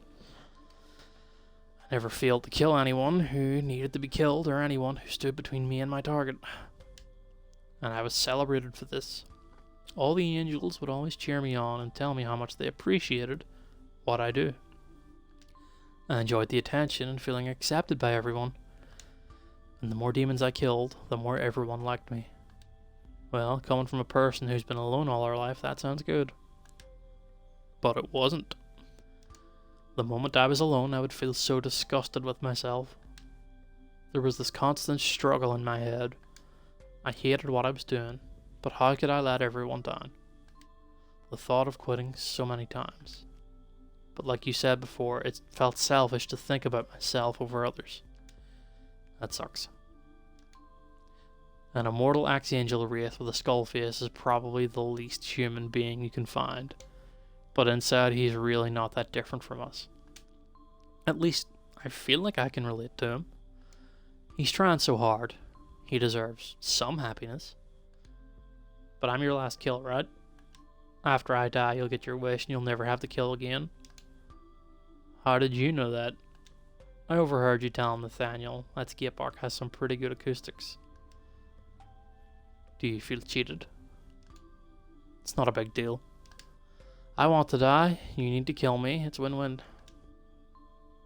Guess you heard about the prophecy too. It's not like I didn't already feel it in my heart. Gabriel's a fucking idiot, okay? I don't want you to buy into any of that shit. He's no better than the con artists who write horoscopes in women's magazines. Okay, Gloom. Chill. Alright, crazy moment over. Come on. Let's pick up the pace since it's such a breezy night.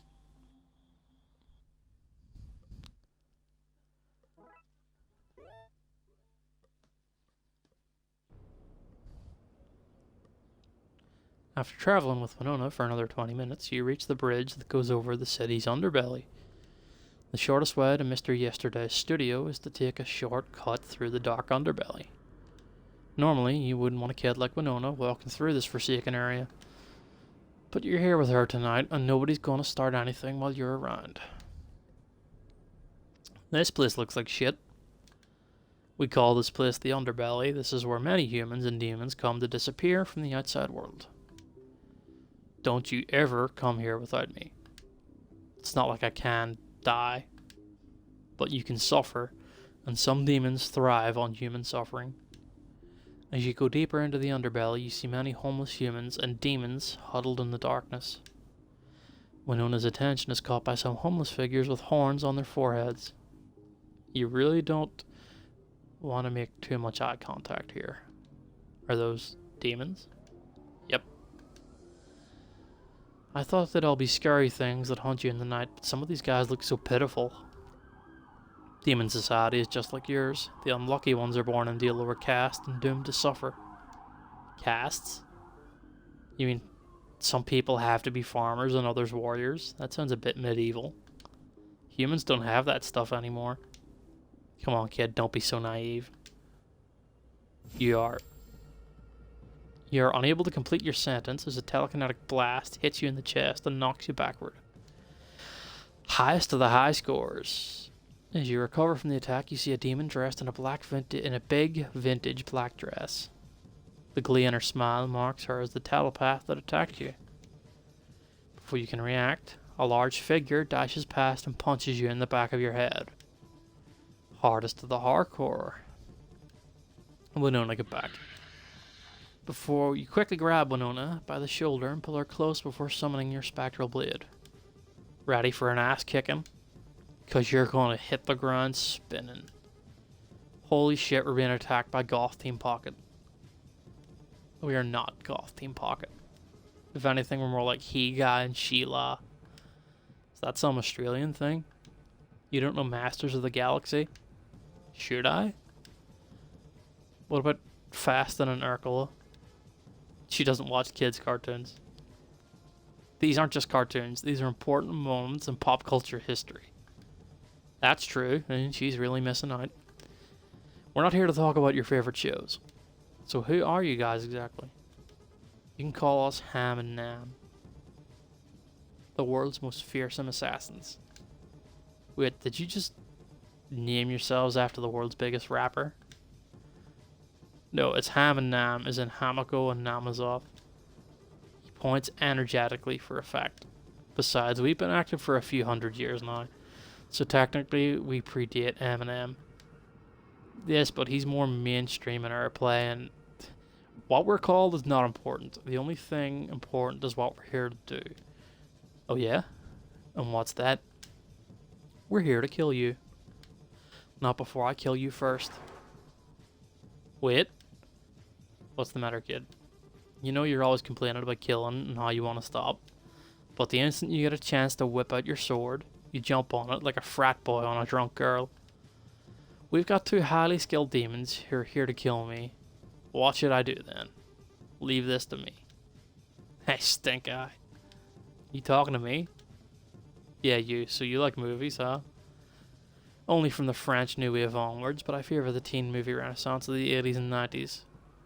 Next time, just say yes. Namazoth snorts at Winona. And you, Juju Jane Austen. She takes her eyes off her game for a moment. What? From the way your fingers and neck are all bent at weird angles, I bet you play a lot of games. I don't play games, I pwn games. Whatever.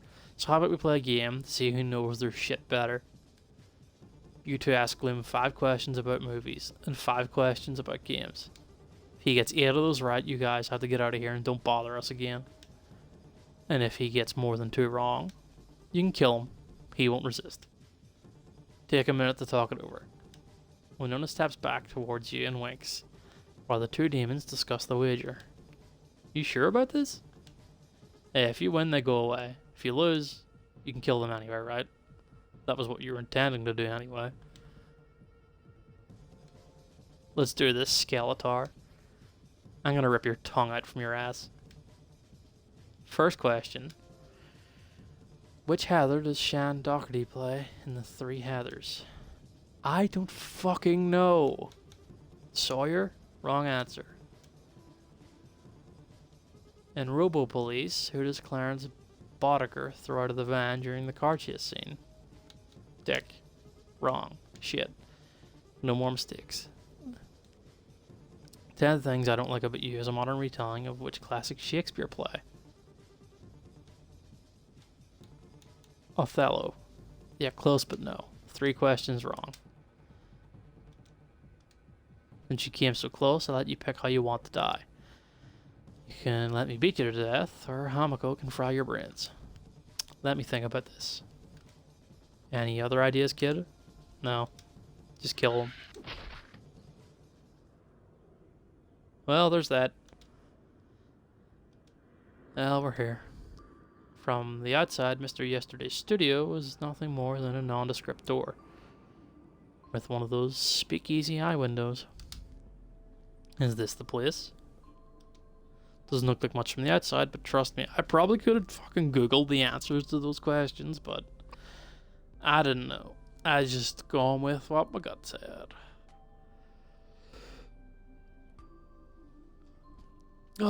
But trust me, it doesn't look much better inside either. Okay, there's a special password to get in, but I always forget it. What kind of password? It's part of an old song, something about listening to the radio. Gloom uses his large fist to bang the door. Speakeasy slides open. Sha-la-la-la.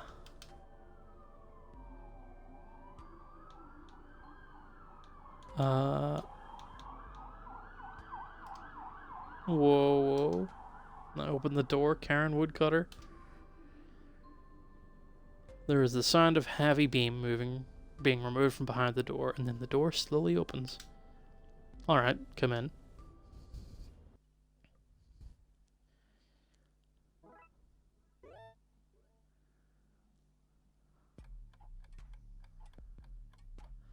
Welcome. Make yourselves at home, right? You know it's me. Why do you always have to do the secret password routine? Can't be too careful. Too many arseholes around. When I get into the studio, I realize how wrong Gloom was about the interior. This place looks so amazing once you're inside. Well, sure, the walls and floor are a bit plain, but there are clocks everywhere, including a really cutting one with little ball bearings that tell the time. Hello, young lady. My name is Mr. Yesterday. And who might you be? I'm the Doombringer. You don't get a lot of luck speed dating, do you? Gloom's friend is also quite an eccentric character. An old guy with fuchsia dreadlocks, big sunglasses, a cowboy hat, and a pimp can. There's probably a really good story behind this, Luke, and it's kind of cute, like in a weird, quirky way. You've got an interesting name. Yep. And when you're a time shaman, it's bloody good for Brandon too. Gotta thank my mum for that.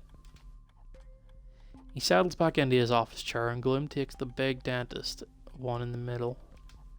Looks like they hang out here a lot as they casually take their usual spots. I plant myself on a stool near the wall. So how's your quest coming along, eh? We need to open a holy door to enter heaven. Gloom says it so matter-of-factly, like it's no big deal to say you need to get into heaven. Alright, sure, I reckon you might need a priest for that. Most priests don't know how to activate the doors. So how are you going to do it? I was there for the opening of the first one, but I can't really remember how it's done. Do you think you can try to remember? It's pretty important for us. That's why we're here. The time spirits can take me back to relive that first opening. When was that? Just over 500 years ago? Alright, so we need to rewind you back 500 years. Mr. Yesterday starts preparing an aromatherapy diffuser. Does that work on him? I mean, he's like a floating dead skull with no nose. Depends on which oil I'm using. Sometimes it's for the client, but most of the time it's to help me commune with the time spirits.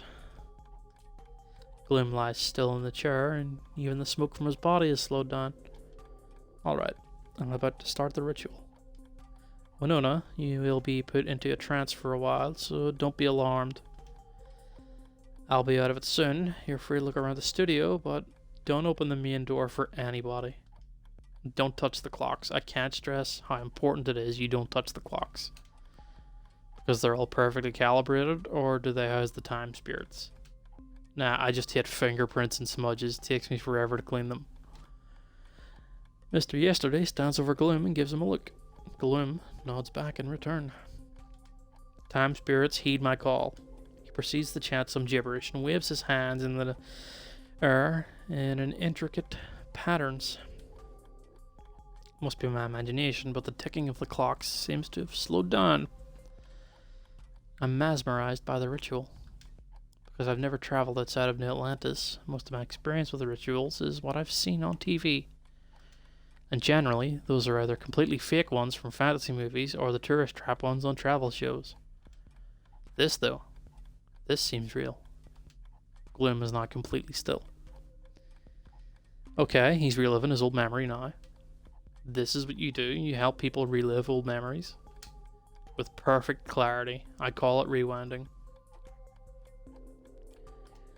My clients often use it to escape to a happier time or to remember an important detail from the past. That's cutting. Can I ask you something about the time spirits? Go ahead.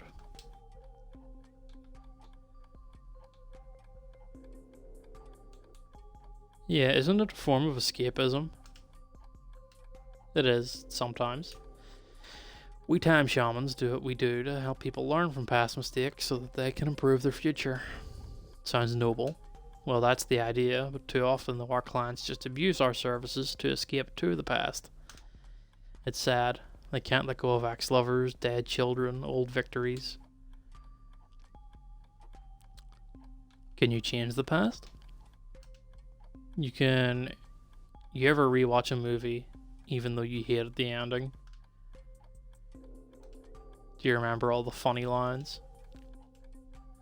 But the ending never changes, no how much you yell at your TV. In fact, none of it can change. Rewinding has the same limitation. I tell my clients this on day one, but they all keep going back to the past, hoping to change things. Can you see the future? The time spirits only have power over what has happened. What happens in the future hasn't happened yet. So no, I can't help you win sports bets. I wasn't thinking of anything so shallow. I just wanted to know what happens to me in the future. You want to know if you become the Doombringer. You know about the prophecy? The rumors are starting to spread. Well, that's just great. I've devoted my life to working with the time spirits, and I can tell you that nobody can accurately predict the future. Not even the angels. The best you can do is work hard toward the future that you want. How did you make Gloom? Yeah, there was something in his past that he can't let go of. What was it? That's for him to tell you. Well, I'm glad he has a friend like you in the present. It's easier for me than him. He'll be there for me till the day I die. But my lifespan is just a single scene in his 100-hour biopic. He's going to be lonely again when I go. There's a reason why immortals generally don't make friends with us mortals. It always ends badly. Mr. Yesterday looks at the largest clock in the room. Gloom is going to be in a trance for a while more. You look like you have some of your own demons inside you. Me and everyone else. Would you like to rewind? No. I think about it, and the offer is tempting. But I think I should just face forward. Thank you, but no. I'm more concerned about the future anyway. That's wise of you, young lady. Gloom starts stirring. Okay, he's back. You okay? He'll be fine. Coming back from a rewind is very disorientating. I remember the words to open the door now. But there is an artifact that we need. But of course, fantasy movies and video games always require some kind of fetch quest, and it's always some ancient artifact. What do you need? The key of Amile. And where will you find that? It's lost in time. Nobody knows where it is. Lost in time, you say? I can ask the time spirits to find and bring back this key for you. I thought the time spirits can only rewind and view the past. Yeah, that's what you told me too. Sometimes they can do this too, unless the object is held by great power. You need to work on your consistency. You're becoming like that heart ring guy on Colonel Planet. The what guy? The guy whose power changes every episode because the writers can't make up their minds? Forget it, Yeti. This kid doesn't watch cartoons. No cartoons at all. Not even the big movies. Bloody hell, what are the youth today doing with their lives? So, about the key. Alright, just give me a day or two. We'll get that key and we'll complete your quest. Thanks. I appreciate your help, Mr. Yesterday. Don't thank me. Thank the time spirits.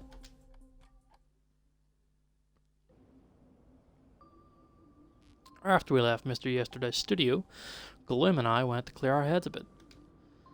I like the fresh air and night air, and he likes being able to sense when demons are approaching, so our rooftop was the ideal place for us to go. Besides, I'm starting to develop a fondness for hanging out this high above the city. So what now, Gloom? We wait for a couple of days. Not much else we can do. Think you can get this key you need? I trust Yeti. He never makes promises he can't keep. A time shaman. I wonder what my guidance counselor would say if I told her that I wanted to be a time shaman after graduation. Gloom suddenly turns his head to look at me with a half smile.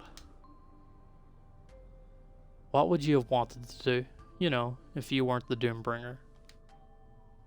Good question. I've been so focused on killing myself that I've never really thought about a future beyond the apocalypse. I bite my lip and ponder the possibilities. You know what? I don't know. I never thought I'd live long enough to graduate high school, let alone find a career. Don't think about what you want to be. Think about what you want to do. What problems you want to solve.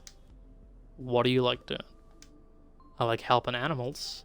Maybe I should be a vet or a zookeeper. There you go. There's something you can be doing if you decide not to kill yourself. Lots of animals out there who need your help. That's true. I think being a vet, and it would be pretty cool. But I can't risk becoming the Doombringer. What about you, Gloom? What were you going to do once you give up this life of death? I'll go back to heaven, where I belong. And then what? You know what? I don't know. How the fuck do you not know? You didn't know either. Because I'm still in high school. You've been chasing this dream for 400 years. You must have thought about it a few times. I really haven't. Holy shit! You're like one of my dumbass customers who come into the counter with no clue what movie they want to rent, and then you hold up the line while customers who have their shit together have to wait. What's wrong with that? You seriously don't know what's wrong with that? You gotta have a plan. You need to know exactly what you're doing, what you're working towards. All my existence, I've always been told to fight this, kill that. I just want to spend some time not doing anything. That's your plan? To not do anything? You can already do that here on Earth. There's gotta be a reason you spent 400 fucking years working hard for this. No. There isn't. It's about Muriel, isn't it? Alright, it's about Muriel. You really love her, huh? Yep.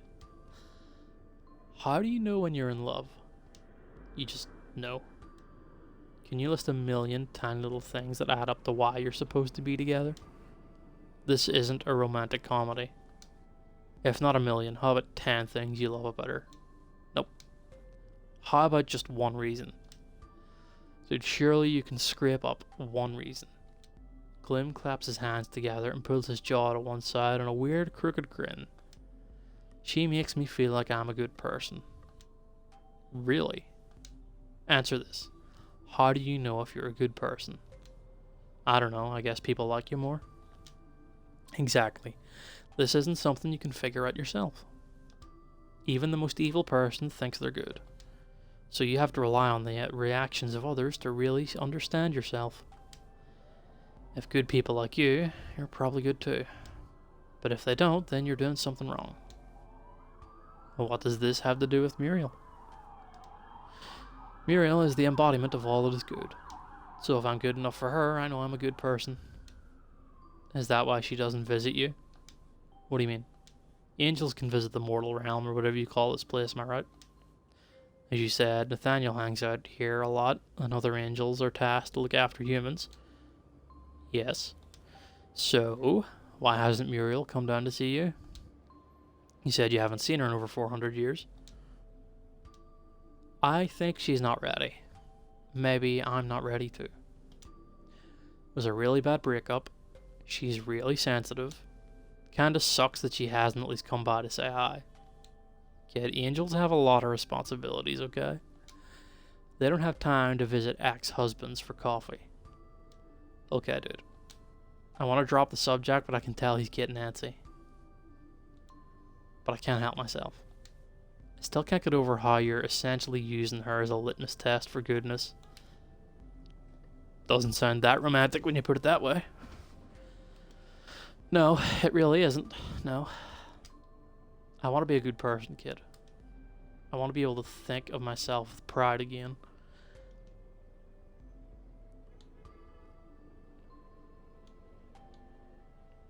You know, you already are. You already are a good person. I can tell you that right now, hand on heart and all. You're the guy that saved me, doesn't that count for anything? He shrugs. You are a good guy.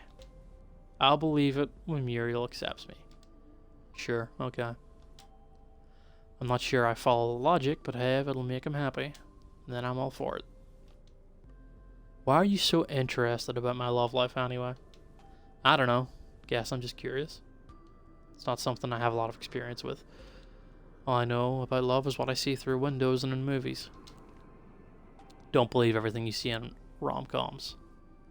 Even if the actors are as good as Hugh Grant and Julia Roberts. I don't, but that's all I've got to go on. There's other kinds of love too, you know. Platonic love. Parental love. I don't have friends. None of my foster parents count. I guess I've been content with pat love and PC love. But that doesn't mean I'm not curious. Sometimes I see the other girls in school holding hands with boys or other girls and wonder what that feels like. Never been kissed either. I scowl and give him a somewhat friendly shove in the arm. Why haven't you tried? Like, just go ask someone to a movie or something. That boy in the alley. I think he actually likes you. Just too bad I slit his throat. No, I don't think he liked me in a way that I want to be liked. Besides, I'm the Doombringer. I can't really let anything distract me from what I have to do. And what if I actually fall in love and it feels as great as the movies say? How's it gonna feel if I become the Doombringer and I have to burn this person? That's a lot of ifs. Gotta take chances, kid. I've got too many responsibilities to be thinking about things like love anyway. Gloom looks at me with his mouth slightly open as if he's about to say something. I half expect him to say something about love being the most important thing there is. Muriel used to say that love is the most important thing there is. Called it. But do you know what is the most important kind of love? Self-love? I don't know either. Muriel never told me. Come on, I'll take you home. Get some rest, settle your affairs before your last step. Gloom picks me up and we descend onto the streets below. So Ham and Nam have failed. If you need something done, you must do it yourself.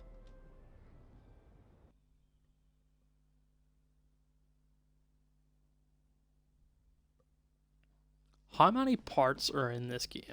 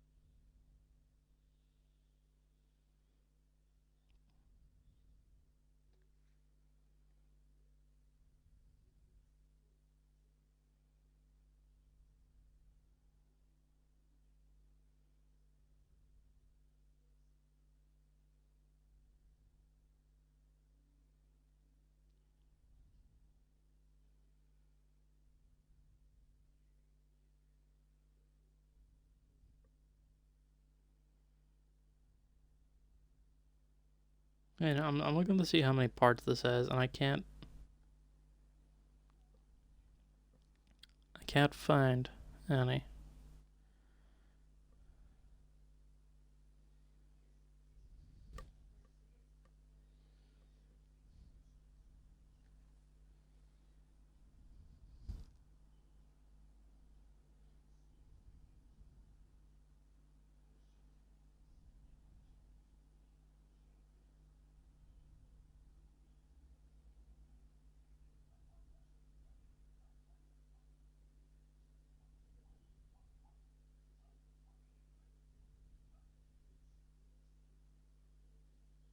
Yeah, no, I can't find out how long it actually is.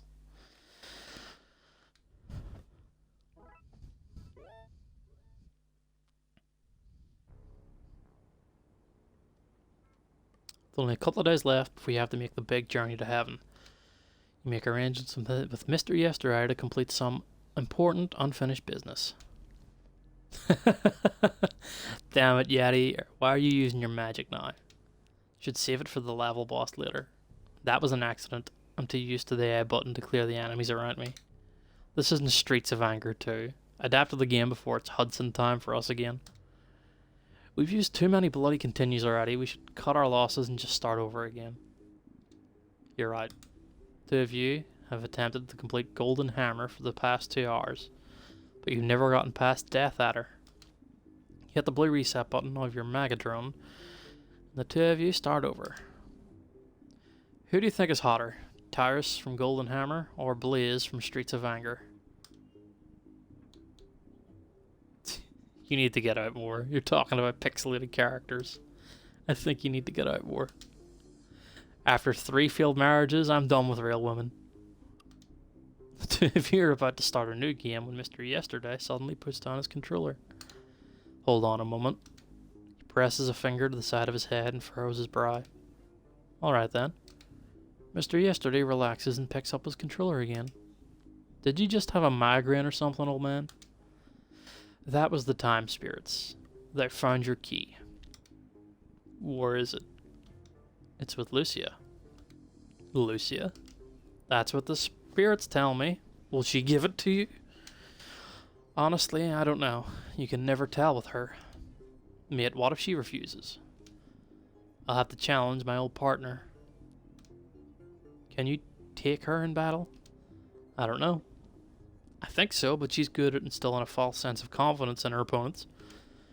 They're always so surprised when she kills them. Besides, it's Katarina and you have to be wary of.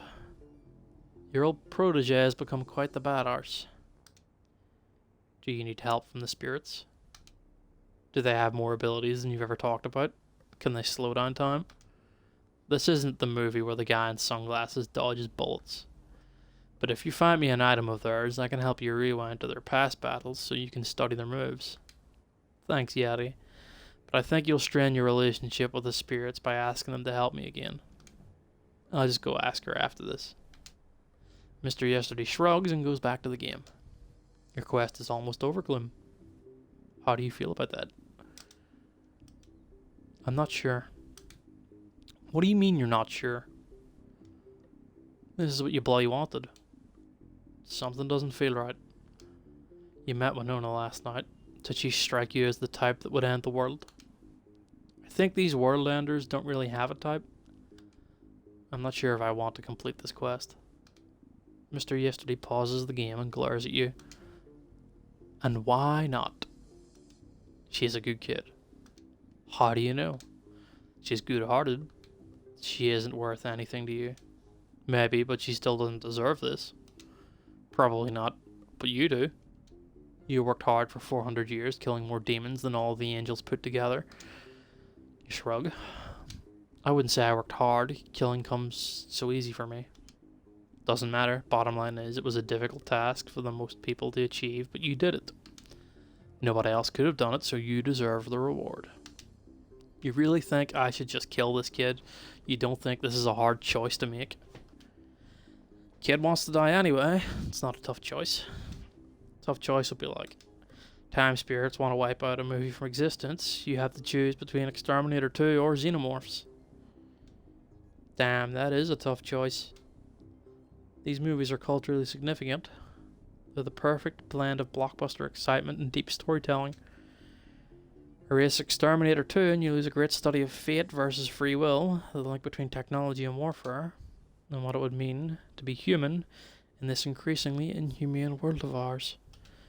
Erase Xenomorphs and you'll lose one of the best stories about mothers overpowering toxic masculinity, and a sharp criticism of parasitic corporations who would fuck over everyone for a percentage.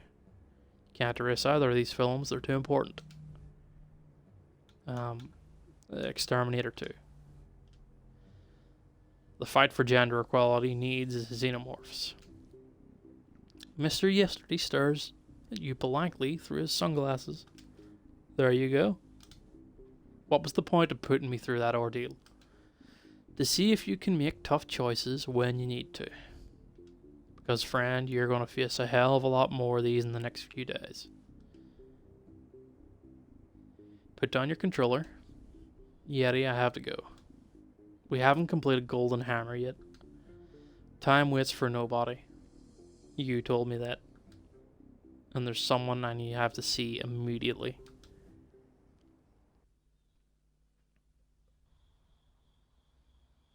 Rooftop parking lots. Lucia's favorite places in the world. High enough to get a good view, close enough to the ground that you don't lose the pulse of the people. Despite all of Lucia's faults, she really is a people person. Luce, I know you're here. Shadows of the parking lot start to gather into an oily puddle and a small figure emerges from it. Nice of you to visit, partner. The shadows solidify and bright spots start to appear. First the eyes, then the smile. Before you know it, Lucia has fully formed. I'm honored you've come all the way to visit me. I've been busy. Bullshit. You try to run the underworld, but I still manage to make time for my friends. You cool kids just never have the time. Still, I'm happy you came out tonight.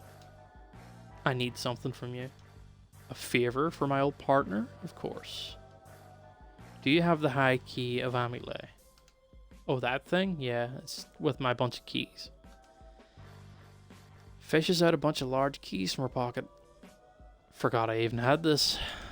You had the key the whole time. Why haven't you tried to go back to heaven with it? Because I don't want to go back. Life is better here. Or you could have led your forces into heaven using this key. Again, I don't want that. I just want freedom for all, Gloom. I don't want blood. I don't think Katarina or the demons would agree with you. It's a good thing they don't know I have it then. So you wouldn't mind giving it to me? Take it. But I still don't think you should do this. Stay here with us. Stay with me. You can be yourself here. You can find happiness. The angels are pretentious assholes, Gloom. You don't have to go back and pretend to be like them. You don't belong there. I don't belong here either. Try to remember why we left in the first place. We've had this talk already, Liz. I'm going back. Suit yourself, Gloom. She tosses the key over to you. Thanks. You owe me one. You start to leave the parking lot. Just one more thing. What do you want to know, Columbo? Who is Winona? Who? I know you know who I'm talking about. Sure, I'll tell you the truth. But first, I want you to tell me who you think she is.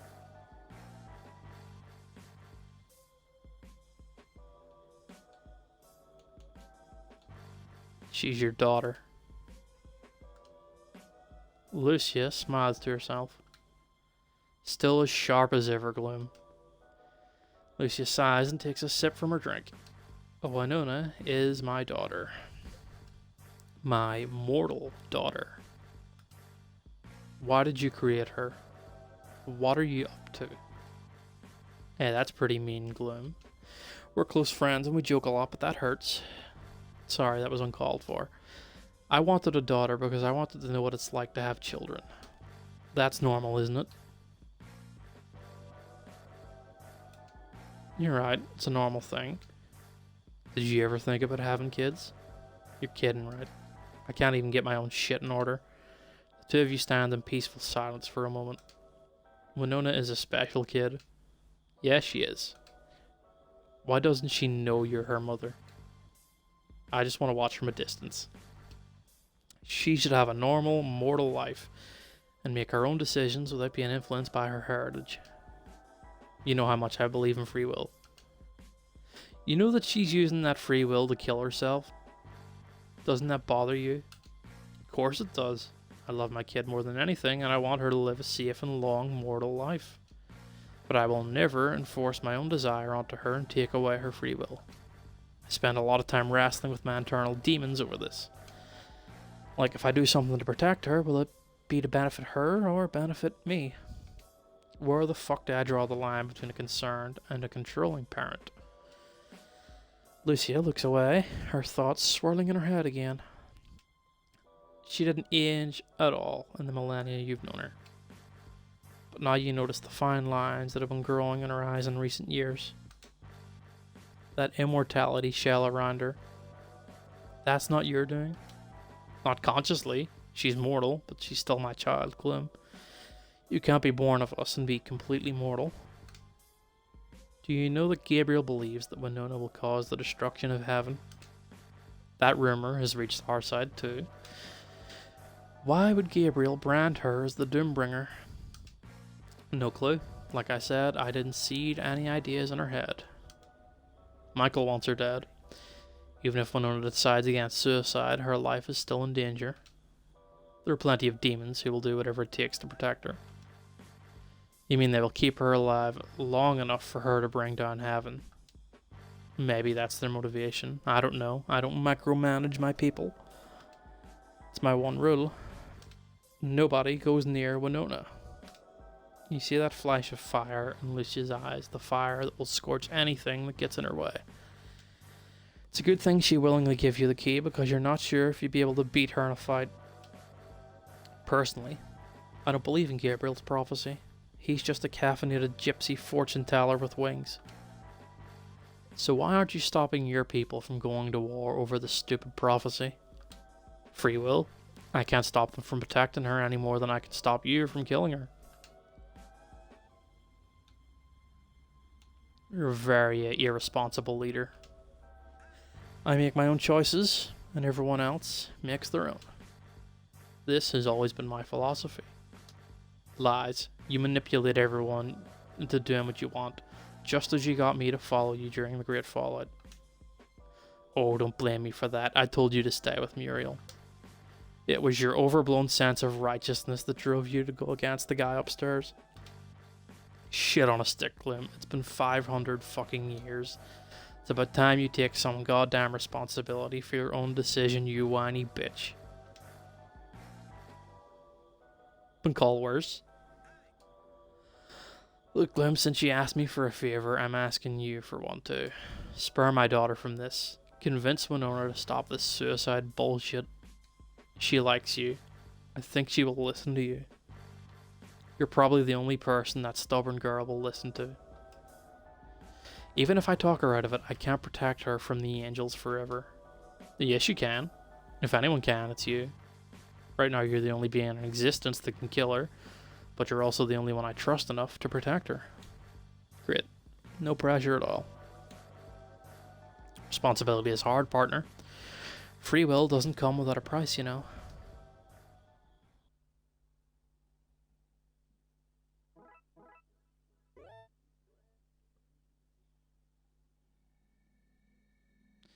Not everybody in the world can be pals with the Angel of Wisdom, so I figured I may as well hang out with him a bit more.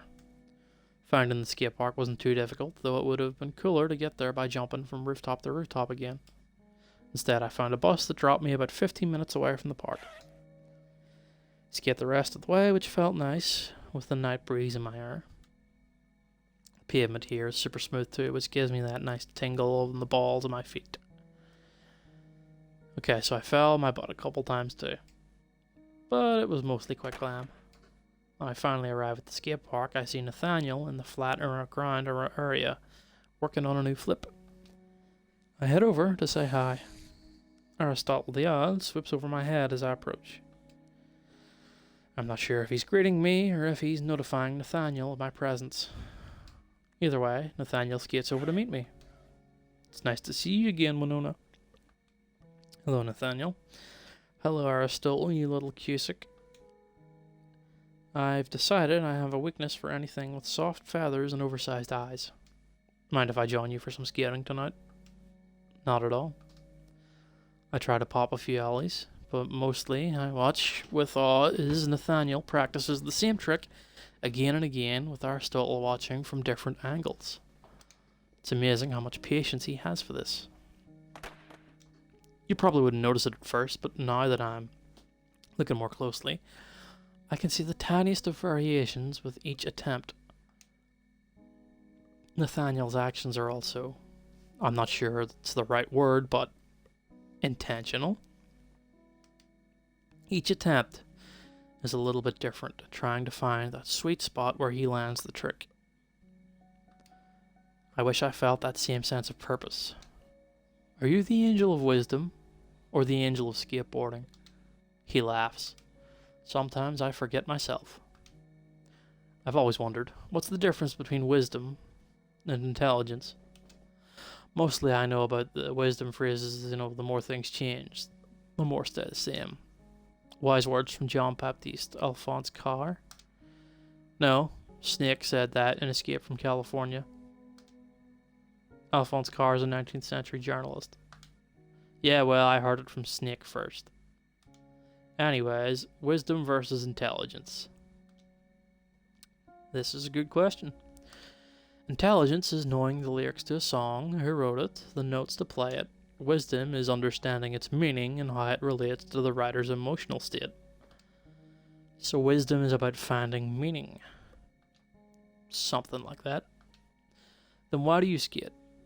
Shouldn't you read poetry or something? The Angel of Wisdom screeches to a halt in front of me. Skating gives me clarity. Gloom mentioned that, but I don't know how that works. Let us take a seat. We look around for a place to sit. The top of that quarter pipe looks comfortable, so I clamber up and lie down on the deck with my backpack as a pillow. The moon looks beautiful tonight. Nathaniel flies onto the spot next to me with one silent flap of his massive wings. He saddles in and tucks his wings away.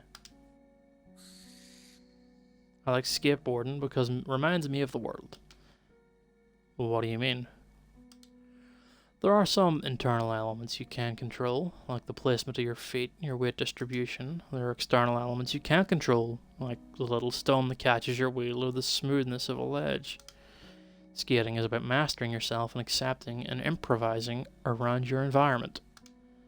Nathaniel holds up his board, the one he claims to be carved from the wood of the world tree. Mastering a trick means understanding all the elements that make it work. Where your feet should be, how you should twist your hip, the timing of the pop. Once you work out all these individual puzzles, the trick is unlocked for you. Your body instinctively knows what to do. Your mind is freed from the conscious need to overthink your actions. You achieve Muga, and your body and mind function as one. That, to me, is the ultimate state of clarity.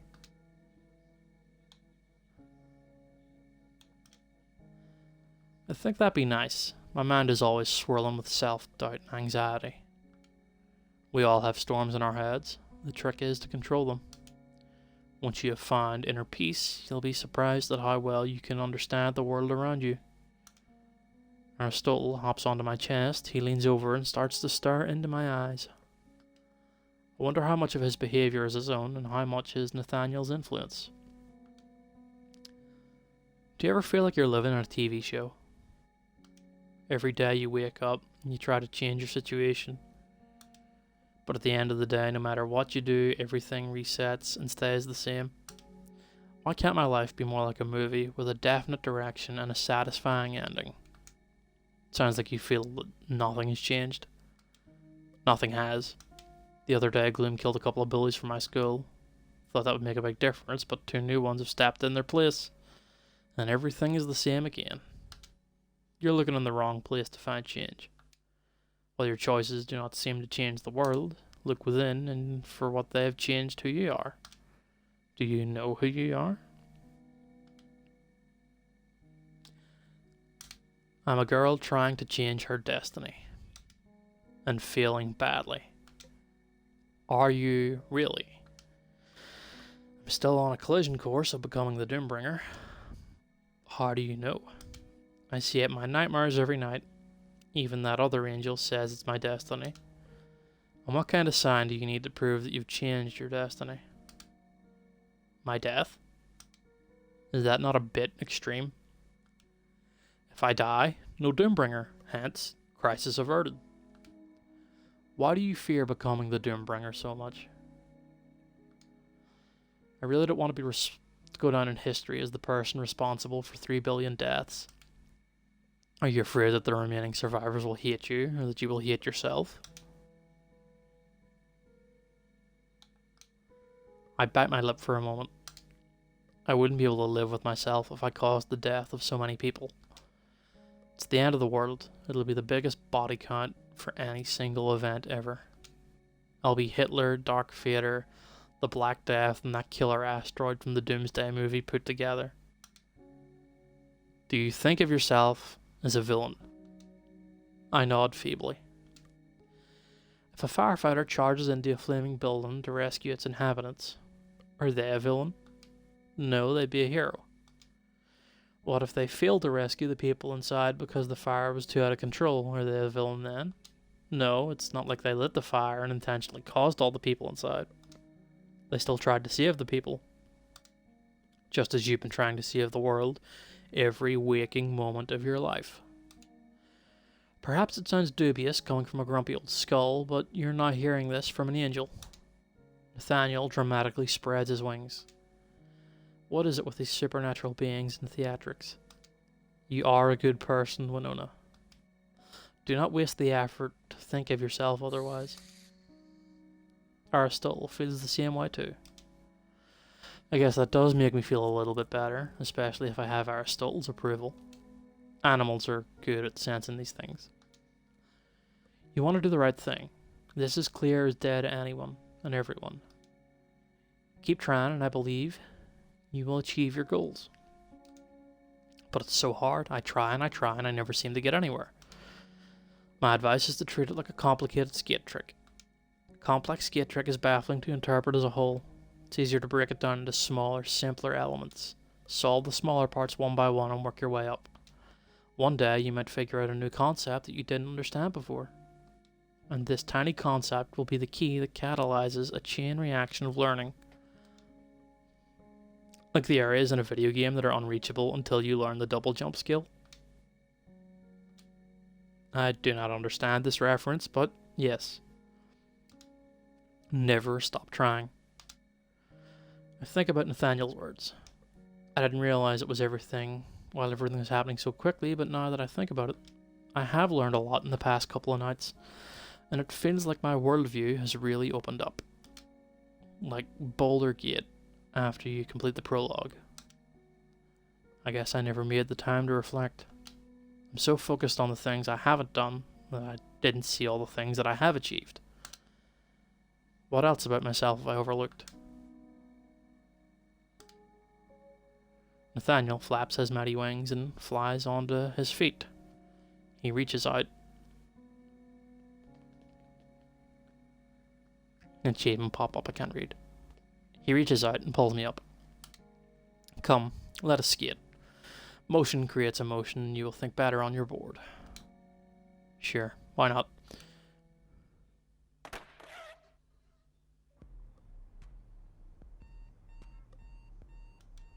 I reach over and slap my alarm clock off.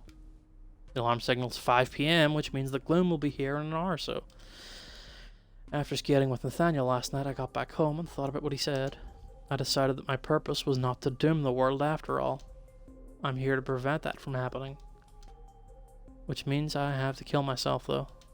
But hey, if I die, the world lives. And that's a destiny I can live with. After I came to that conclusion, I slept soundly for the first time in my whole life.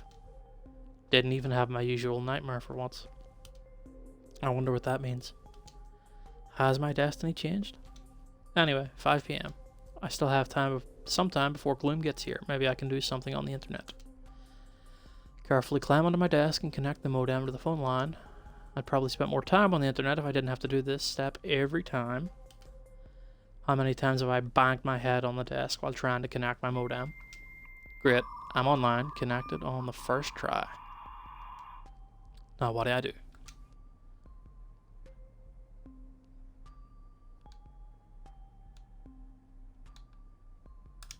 Should try to find someone to help feed Sonic after I'm gone. Silly dog's gonna go hungry otherwise. Start MRC, looking for a suitable chat room. Where will I find someone willing to feed a stray dog?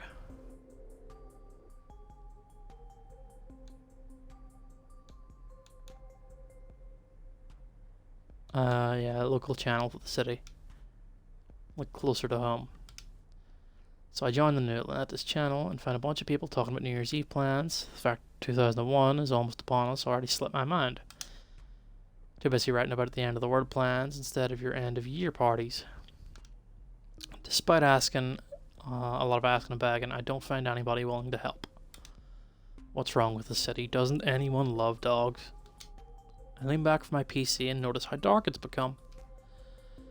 I'm going to heaven tonight. Shit sticks, how weird is it to be able to say that? I'm going to heaven tonight. And then I will find peace and release. The danger of the Doombringer will be averted. Everyone will be happy and safe, and I'm not the bad guy. I'm here at the end. I'm finally here. And then something strange happens. I start to cry. I crawl over to the corner of my room and I find myself overcome with emotion. Of course, I try to fight it, but fighting it only makes me scrunch up my face and sob more uncontrollably. I don't really know what's come over me because I don't think I've cried since I was 7 years old. Let alone ugly Dawson cry like this one. I'm sorry, please look away, this is embarrassing. I'm normally much stronger than this.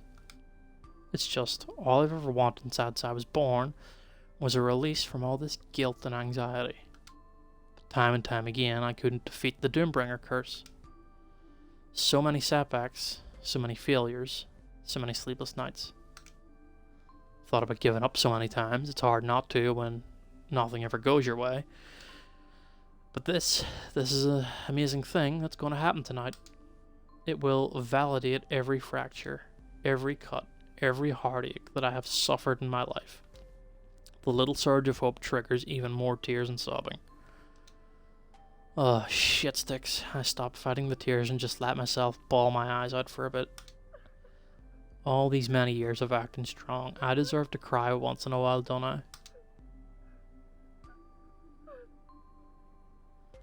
After letting go for a few minutes, I feel lighter. I wipe the tears from my eyes and put on my game face. I can do this. I'm going to do this. Suddenly I feel that familiar cold feeling in the room again. Dark green smoke pours in through my window. You know what?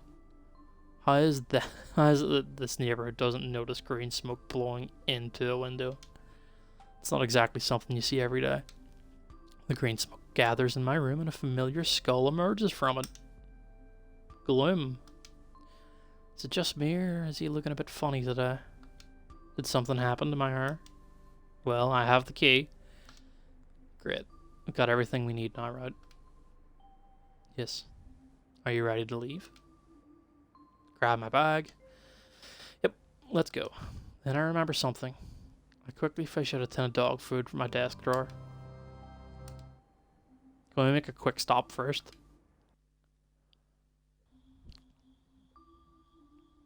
Here we are, back at the alley again. Gloom's been looking a bit awkward and uncomfortable tonight. I'm not really sure what's going on. Maybe something happened to him in the 24 hours that we've been apart. Should I ask him? Hey Gloom, I sense danger, but don't take too long, okay? I call out to my fur kid.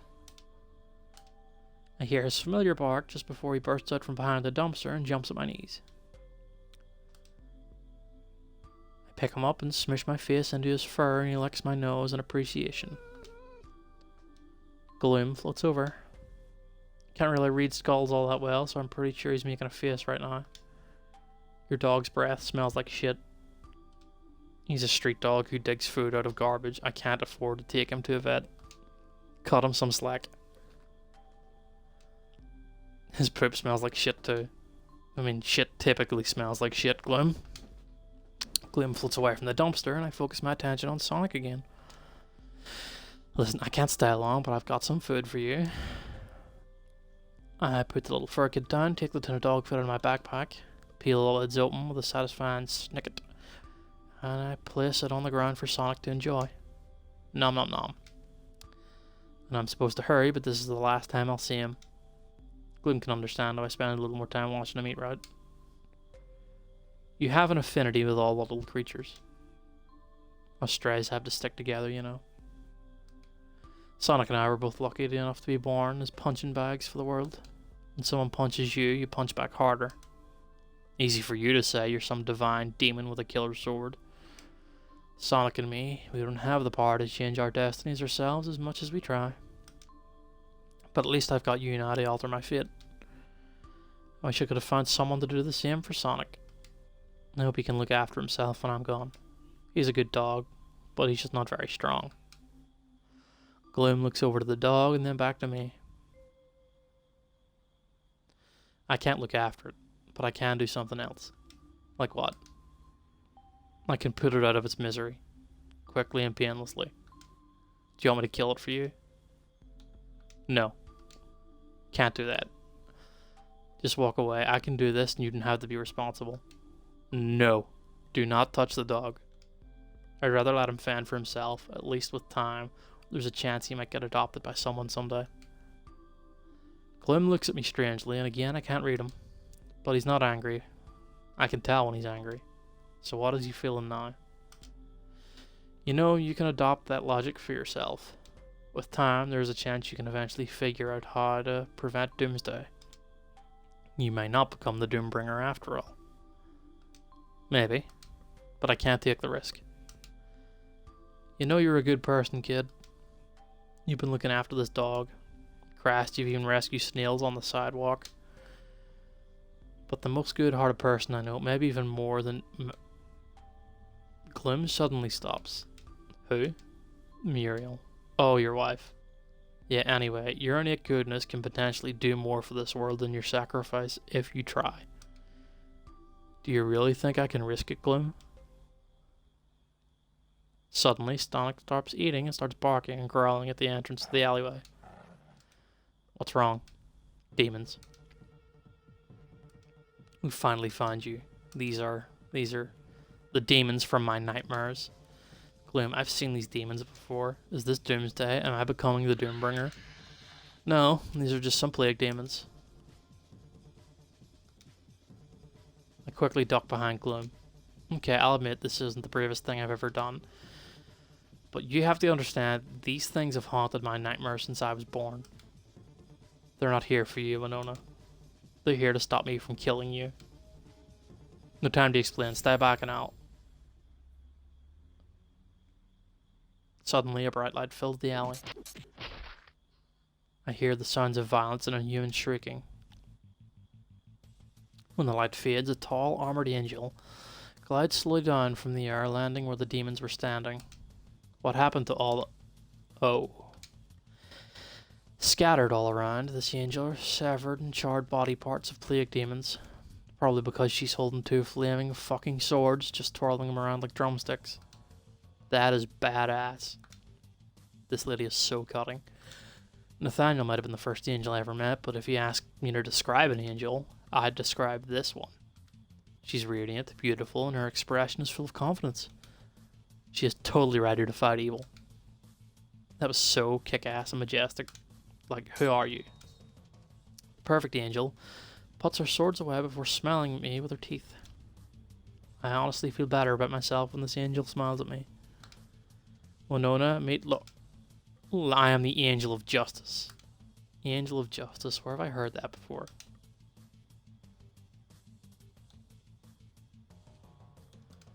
Wait, I thought Gloom is the Angel of Justice. Used to be. Cocky upstart is the new one. So as a title? Well, what's your name? You can just call me the Angel of Justice. Okay, Angel of Justice it is. Awkward silence. Fine. You can also call me L'Oreal. L'Oreal. It's a nice name. It sounds like a brand of hair care product. Not to me it doesn't. Why are you here, L'Oreal? The demons have become aware of your quest and mobilized their forces. Every cathedral with a holy door has been surrounded by a demonic blockade. You will need to help break through their forces, so here I am. And why are you helping us? Because this is what I do.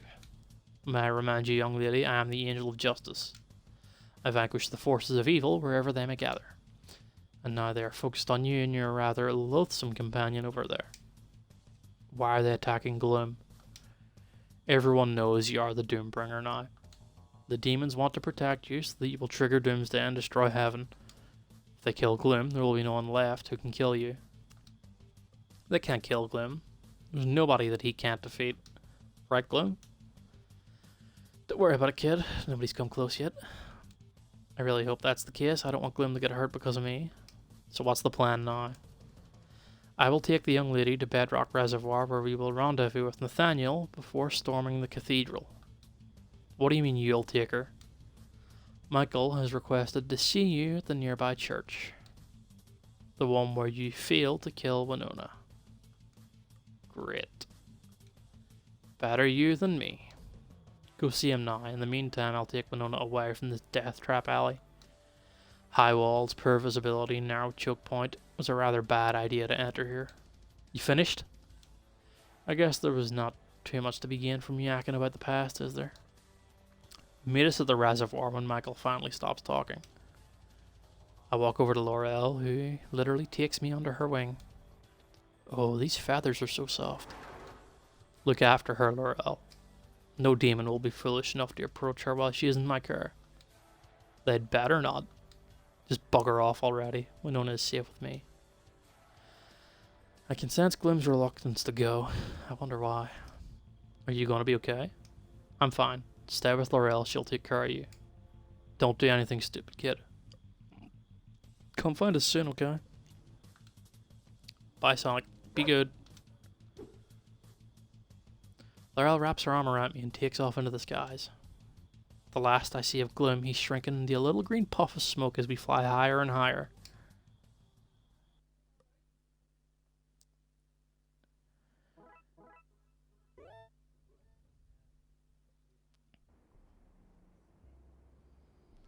You float through the empty streets with the sluggish pace of a Randy Kubrick movie. The end of this hellishly long chapter of your life is almost here. And you should be ecstatic that you're mere hours away from returning to heaven, but instead you feel excited, of feeling excited or joyful, you feel even emptier than ever. You're not sure why you're feeling this way.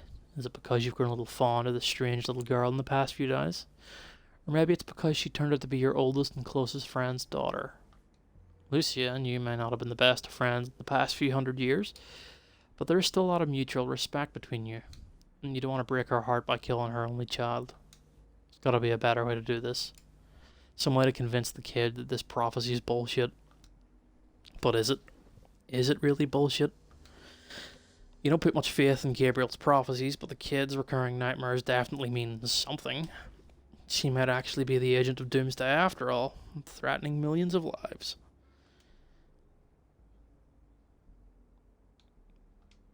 But killing an innocent crosses the line. Doesn't matter what she might do in the future, I cannot justify killing her. Then don't. You recognize the voice as Katerina, your old protege. What are you doing here? Are you trying to kill me too? As much as I would like to kill the great betrayer, my mistress does not want that. So why are you here? I come to share important information with you. The truth is important, yes? And what do you know? She takes out a small glowing stone. I have memory stone. This will tell you the exact wording of Gabriel's prophecy. And you will find that he did not say that she will destroy the world. I really don't believe anything you say. How do I know this memory stone is real? I bring neutral party to authenticate it. Bonehead. And it's Yeti. What the hell are you doing here? Is she threatening you?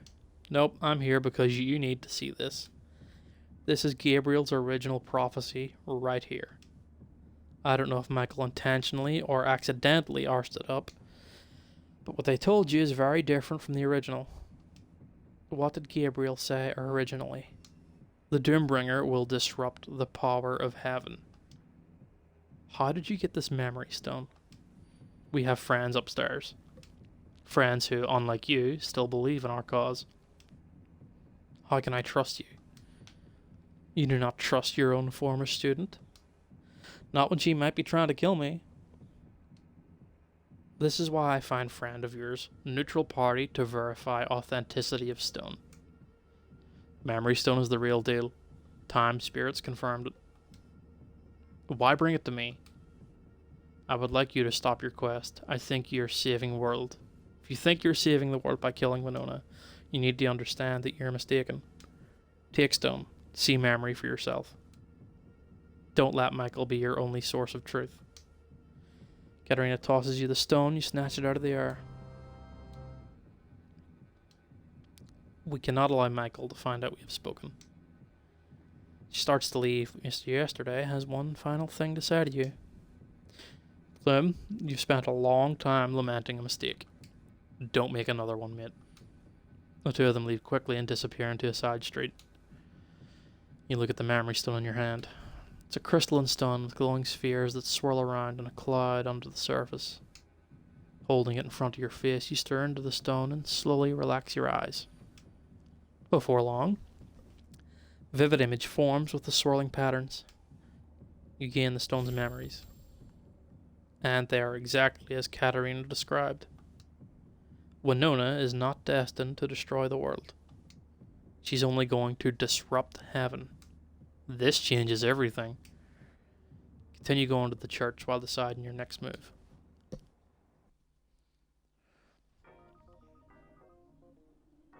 When you arrive at the church, Michael is already waiting for you. That's a first. He always made you wait for him in the past. Something unusual is going on tonight. You made it, Michael. I'm so excited for you. I mean, I know you always pull through and I had nothing to fear, but it seemed like such an impossible task, and I admit I had a little doubt. But look at you now, bro. The boss is dying to welcome you back. We were all very impressed with how far you have gotten.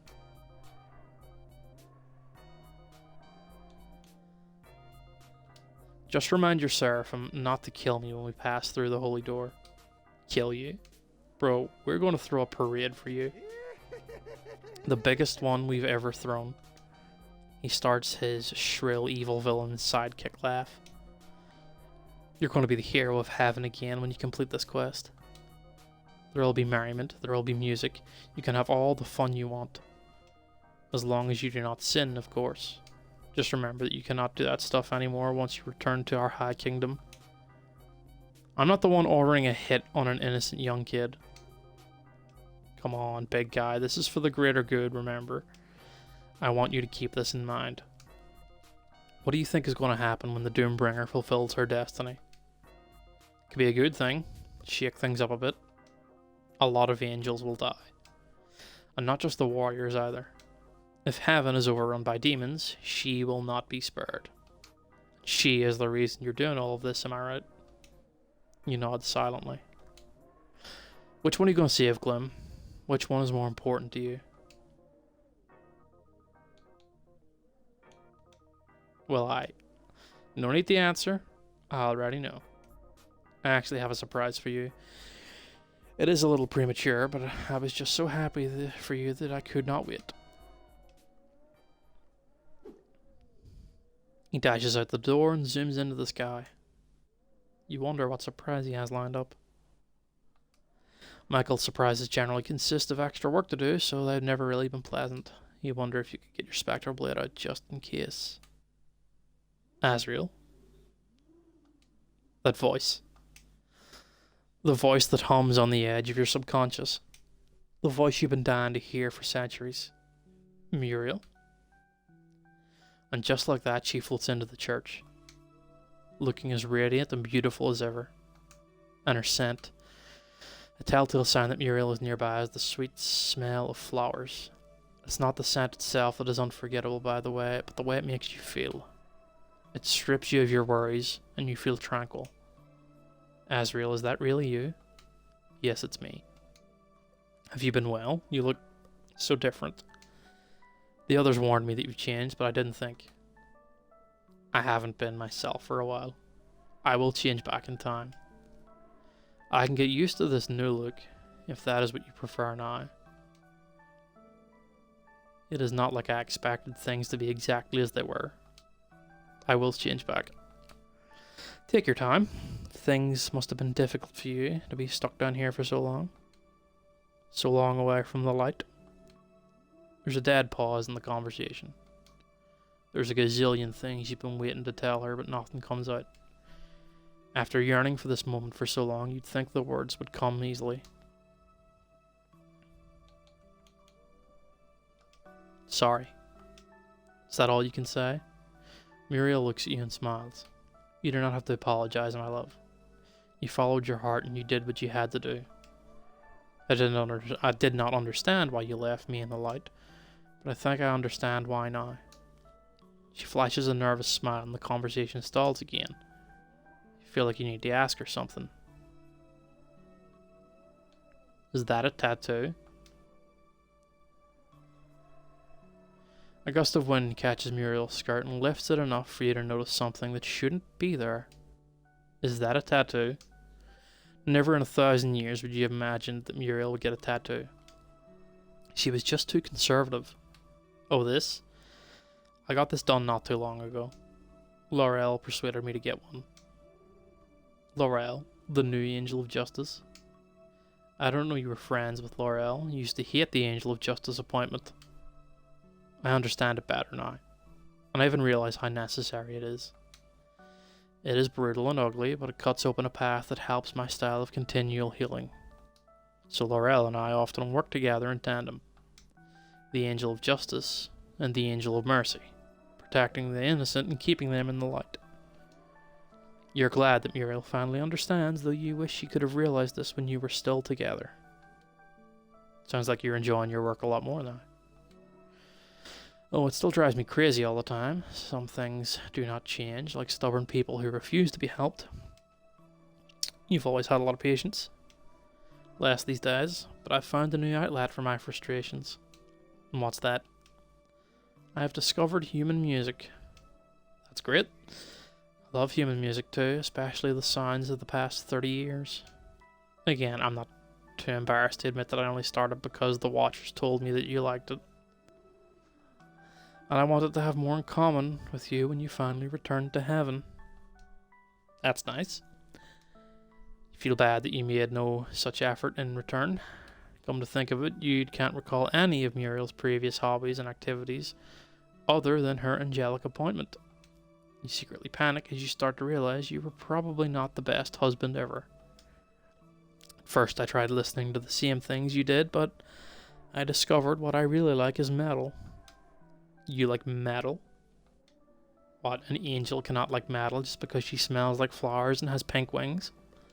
No, but I like metal. I build up so much frustration dealing with stubborn mortals who cannot see of themselves, even with divine help. But I can now vent it all by singing along to 9 Inch Noses, Faux Factory, and lately I like Terry B's new brand. Never would have guessed. If that surprises you, then this next reveal will blow your mind. What? I have started playing guitar. You what? It started as a hobby to keep me occupied at night, but now I'm taking it more seriously than before. I study with a mortal named Buckethead. You're learning guitar from Buckethead. He does not know I'm an angel, though he is probably weird enough to accept the fact without any problems. You officially don't recognize your wife anymore. A lot has changed in half a millennium, but I have never stopped thinking about you.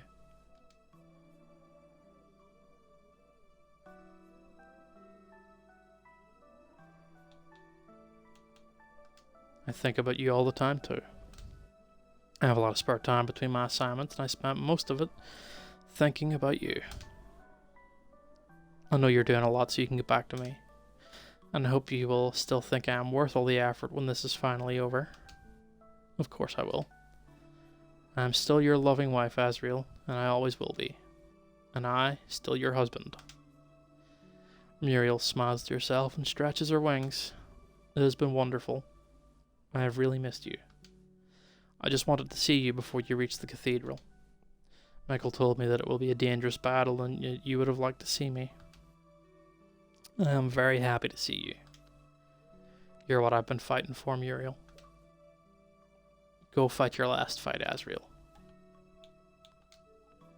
Then come back home.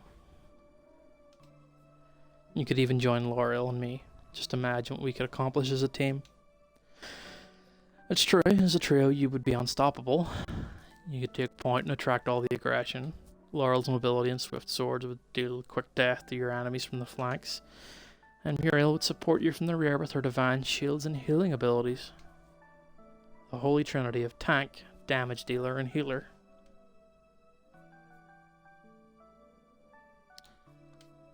No. Sorry, Muriel. I want to put my blade down when this is done. I'm done fighting. I understand, my love. I want you to find what you're looking for. I have, and I will return to you soon. May God's force be with you, my love. See you soon.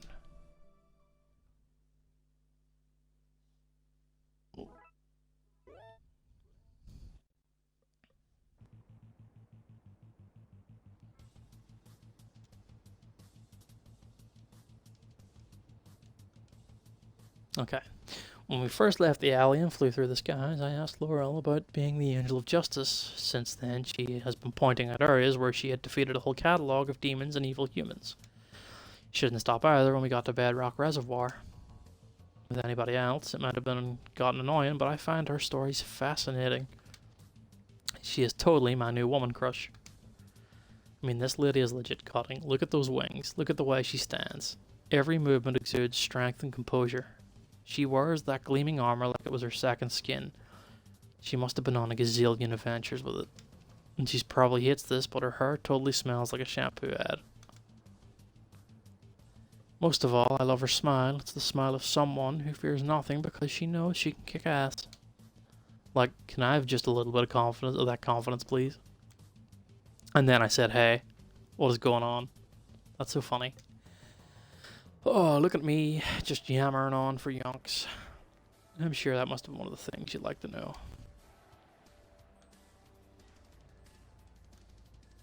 Yeah, what happened with Muriel? The Angel of Mercy? I'm not sure who she is, I just know she is Gloom's wife. Then yes, that is her, why do you ask? What happened between them? That was something that happened an awfully long time ago. And really is not my story to tell. But it is too grand a scandal not to share. Her energy levels suddenly shoot up and a wide grin appears on her face. Have you heard of the Great Fallout? I'm guessing you're not talking about the video game. No, I am not. What is the Great Fallout? It is the biggest scandal in Heaven's history, and it occurred not long after the creation of humankind. Some angels decided that the rules we imposed on the mortals were too oppressive, so they rebelled against God. Those renegades were led by Lucia, a wildly popular and influential angel who used to be one of God's favorites. Gloom and Lucia were best friends from fighting in the false Demiurge War, where they won many battles together as a team. When Lucia began her rebellion, Gloom wanted to support her, but Muriel thought it was unwise to question God. They had a rather fierce argument in the end. Gloom left to fight alongside his best friend. And now he's trying to make his way back to Muriel. Too little, too late if you ask me. But Muriel is waiting for him. Has she forgiven him? She is the Angel of Mercy. Forgiving people is literally her primary reason for existence. Sounds kinda boring. It is, but she has made it more than that. After Gloom left, she found a new way to perform her duties. She now flies through the world and actively seeks out victims of misfortune and injustice. Anybody who is suffering unfairly, and she helps them get back onto their feet with emotional support and small acts of kindness. She and I make a good team. As the Angel of Justice, I remove the cause of the suffering, and then she heals their pain. Pretty cutting. Muriel sounds awesome. She is. I was thrilled when she gave herself that makeover. Truth be told, she first started doing this because she felt she needed to compare with Lucia for Gloom's attention. As if you need a man's approval to be happy. But now she realized she is happier for discovering her true self and her purpose in life. Finding your purpose makes you happier? But I wonder what Laurel would think if a person's purpose is to kill themselves to save the world. What if a person's purpose is to die? That is just bollocks. But if I don't die, I'm destined to become the Doombringer. I have to die. It's the only way. She scrunches up her face and looks away uncomfortably.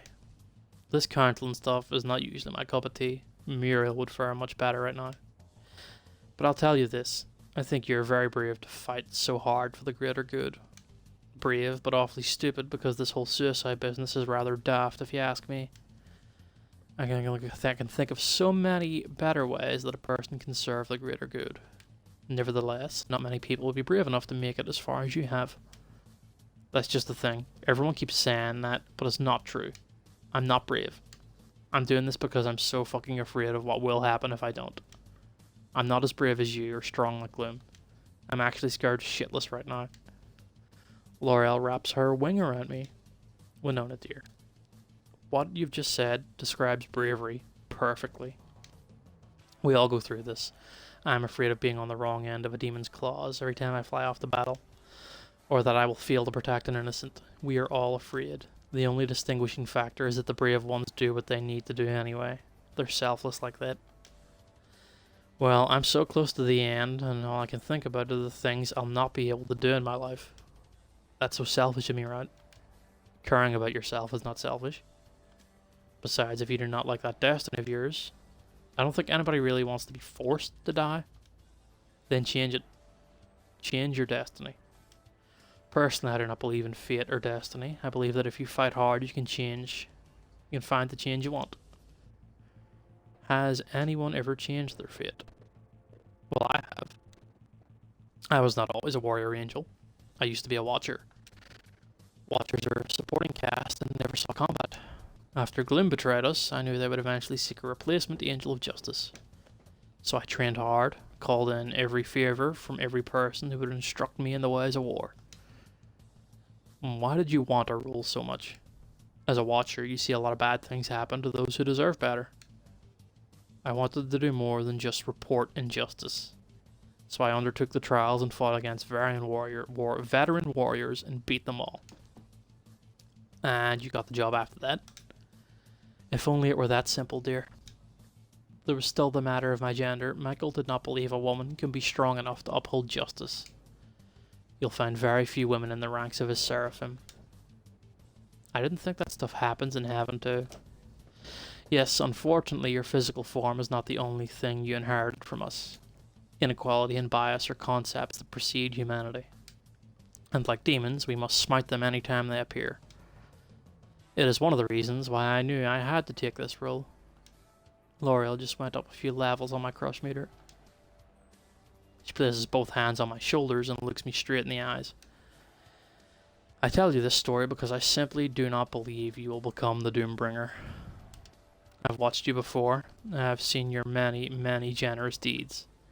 You are a good person, and your destiny does not have to involve ending the world. You know, I've tried. I've ignored the nightmares, I've kept to myself, I've stayed away from violence and evil, but it always comes back and finds me somehow. I can't escape it. If you lack the tools to fight, then ask for help. It is not a mark of failure to need help. You only truly fail when you give up. So basically you're saying you don't think I should kill myself. No. There are not strong enough women in this world as it is. I do not want to see one sacrificed over some daft prophecy. Maybe she's right. I need to think about this a bit more. Dark smoke rises from under the pier. Normally people would start freaking out about a phenomenon like that, but I'm getting used to it. It's Gloom. He's back. Took you longer than expected. Michael would not stop yakking. Something like that. I look up and spot Nathaniel and his pet owl Aristotle flying in circles above us. It's my cue to meet Nathaniel. Two of us will scout ahead and ensure the path is clear. I will see you there.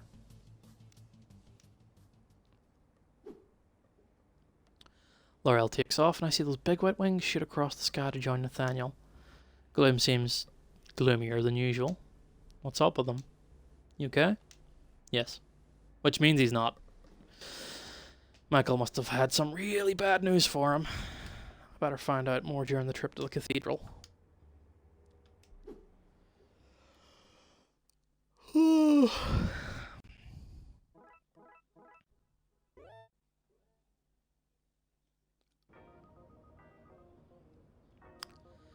Moon is shining brightly on the city of New Atlantis. It's past midnight and the bars and nightclubs are still busier than usual for a weeknight. As always, the case when the moon is full, the people that sit here are partying hard, completely unaware that demon activity is also at extreme levels tonight. Michael stands on the edge of a rooftop high above the streets, surveying the target cathedral a few blocks away. The cathedral is crawling with demons. He worries that tonight's important mission will not be successful. Bring too many angels, you risk all-out war. Bring too few, the demons will overwhelm your forces. With the former, the current angels of justice working together, it should be enough to cut through the demons. Nathaniel adds an appropriate level of backup, just enough to tip the scales comfortably in heaven's favour. There shouldn't be anything to worry about, but then Michael always worries. How does the situation look? Gloom is playing along. He's on his way with the girl. Her name is Winona. She is the Doombringer. Come on, people. We do not give mortals names if we have to kill them. Even I get squeamish when I have to kill something with a name. When was the last time you killed anything? Well, I would get squeamish if I had to kill something with a name. Why do you smell like flowers? I'm concerned that our assassin was getting cold feet, so I had Muriel visit and remind him of his quest. What can I say? I am a master of motivating the troops. That was definitely him posing as Muriel. Nathaniel stealthily rolls his blind eyes under his hood. Laurel is less tactful. Lucky for her, Michael is too busy laughing at his own joke to notice her eye roll. Just remember, if this assault fails, I'm going to hold the two of you responsible. And the big boss will not be happy that you failed to destroy the Doombringer. So come on guys, do this well and do it right, and so I can bring good news to the boss. There is a long pause in the air. Michael smirks and holds up his hand to indicate that he is expecting some form of response from his angels. Laurel turns to look at Nathaniel, and Aristotle turns his head to return the look. Nathaniel slowly nods his head to Laurel, answering an unasked question. Are you very sure that this is what the boss wants? Killing an innocent girl, no matter what her destiny is, goes against all of his teachings. Laurel is correct. Come on, Trips, you have to read between the lines sometimes. Some rules are rules. Sometimes they are guidelines. Perhaps the boss did not specifically ask for this, but this is what he wants. Just doesn't seem... Do you spend a lot of time with the boss, Nathaniel? How about you, Laurel? Are you there with him during his morning briefings? Because I am, and I cannot remember seeing you there. No. And you, Nathaniel? No. Then take my word for it. This will make him happy. When you are an archangel, you might very well be promoted to one someday. If you ever become an archangel, you will have to preempt the needs of the boss and present them to him before he even asks. It's called proactive planning, and it is not something you can do with a flaming sword. I will see the two of you when you return. Thanks for the motivation, you wanker. Guy's so dodgy he would definitely shag himself if his prick was long enough. I doubt it would be.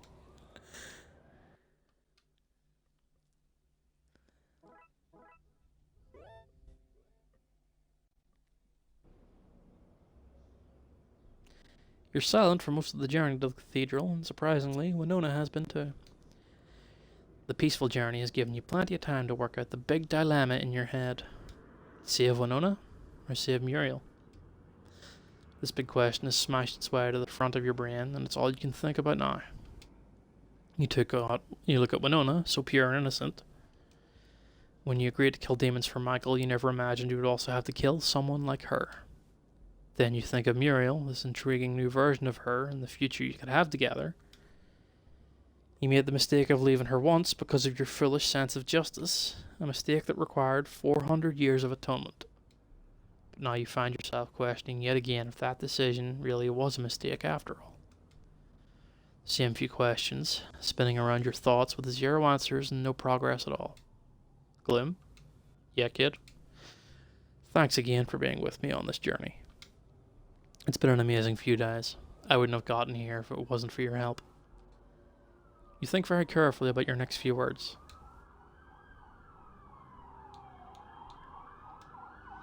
Maybe you should reconsider this. Wow, we're so close already. Do you remember that jumper from a few nights ago? You said she was probably too emotionally unstable to make any rational decisions. These are your own words. And this is exactly what you're going through. No, I Gloom, my eyes are wide fucking open and my thoughts are clear. I have a purpose, and that is to save the world from being destroyed by the Doombringer. And I have the resolve to see this through. If I have to sacrifice everything to make it happen, I'll do it. We all know you're strong, that you'll do the right thing. That's why you should be using that conviction to help the world and not just run away from your problems. What if I become the Doombringer? I don't want to be the person who Hudson timed the world. Then don't become the Doombringer. Control your own destiny. You just said you have the resolve to do what you need to do. So go and be a force of good.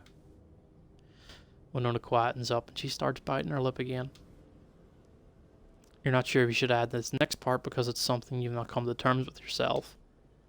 But you decide she should know. Winona, I don't know what you are exactly. I don't know what is going to happen when you die. Maybe you'll be stuck in purgatory as some kind of conscious spirit in the afterlife, and you'll look back and think about this decision for centuries to come. I know I've spent centuries living in regret, and I can tell you it is the worst feeling possible. Do everything you can now, and be true to your heart. If you truly want to do this, then I will help you, but if it's guilt or fear that's driving you now, then rethink it. Don't end up like me. Because forever is a long time to live in regret. She goes silent. Hopefully your words got through to her, because the moment of truth is almost here. You prepare to land in front of the cathedral.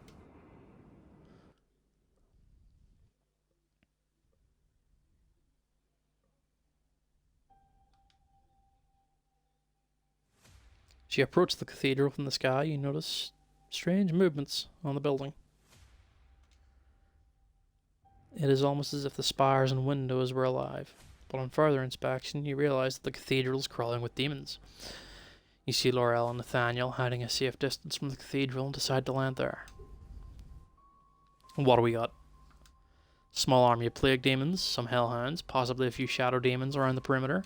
Nathaniel's owl had a gander and spotted some shadow priest going inside. We think they might be trying to block the holy door. Will they succeed? I don't know, but I know that we must act with haste now. You found out how to kill one of them days ago. Why did you wait so long to act? We had to wait for the time spirits to locate the high key. Why did you not secure the holy door during that time? I had something else though. What could be more urgent than securing the holy door? Something important, so back off. How many are there? Aristotle counts at least 80 demons surrounding the cathedral. That many? How are we going to get through that? Easy peasy, between the three of us, it'll be barely enough fighting to work up a sweat. 3 against 80? What is this, dynasty soldiers? They're only plague demons. They do not pose much of a threat. And what will you guys do? A frontal assault seems unwise to me. Perhaps we should attack from above and use our superior mobility to our advantage. That'll take too long. In the fight, they might summon reinforcements if we prolong the battle. Plague demons lack discipline. If we split up and surround them from 2 sides, the weak little sods will panic and scatter. Then we only need to contend with the hellhounds and the occasional shadow demon. I don't think it'll be that easy. This is a do-or-die battle for them. I would expect them to fight harder than usual. They are here because they were sent by Lucia. They will not stand and fight when the situation turns on them. Actually, Lucia didn't send them. These demons are renegades acting on their own initiative. And how do you know this? She told me. Lucia, otherwise known as the Great Deceiver. How can you take the word of the Morning Star seriously again, after all that has happened? Perhaps it's not the best time for this particular debate. You're letting your prejudices get the better of you again. As the angel of justice, you have to rise above that. And you should not be putting the opinions of your friend above those of your wife. I do not understand why she would ever forgive you. Staring contest ensues. Hey, can you two knock it off? You're supposed to be trying to kill me here, not each other. You and Laurel back off. The main problem is the sheer amount of plague demons we face. Between these numbers and the open terrain, we could easily become surrounded. We'll just have to kill them twice as quickly then. Asriel, this is your quest. You should decide on our plan. What do you say, old man?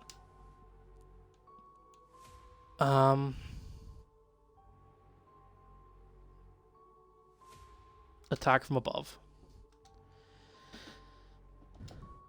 I'll take Winona and fight our way through once you have reduced their numbers.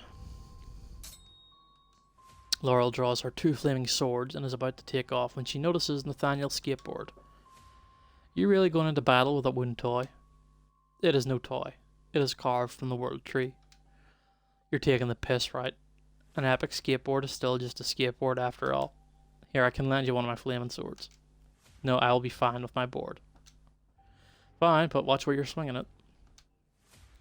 Do not hit me in the face by accident.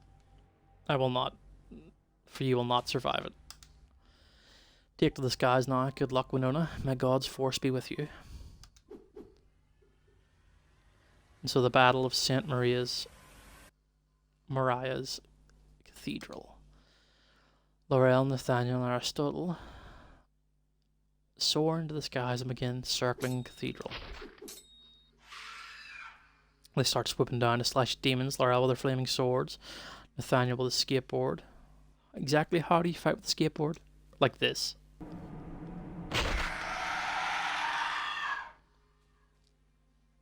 Well, that works for me. Shit sticks, they're impressive. Look at Laurel with those flaming swords. You stare at Winona and shake your head disapprovingly. Dual wielding is flashy, but it lacks versatility. It's a one-trick pony way of fighting. You ignite your spectral blade and take Winona's hand. Come, I think they've thinned out enough of the demon forces enough. Stay behind me and don't run away. No matter what happens, I will keep you safe. You launch into the fray with preternatural speed, ducking left and right to avoid the demons while rushing to the cathedral. But 3 plague demons manage to intercept you. Traitor! We will slay you and take back the girl. 3 demons slowly spread out to surround you. Charge into battle. Take off 2 of their heads with a single horizontal slash. After a quick parry, you send the last one flying into the air with your hip blast, allowing Laurel to swoop in and decapitate it in midair. Try not to let their blood splatter on you. They're plague demons after all. I can't die, remember? But you can still stink. With your path cleared, you keep moving towards the cathedral as the 2 angels continue picking off demons. After slicing apart a few more stray demons, you make it through the main doors of the cathedral. As you enter through the massive doorway, you use your hip blast to shut the doors behind you. Okay, we're in.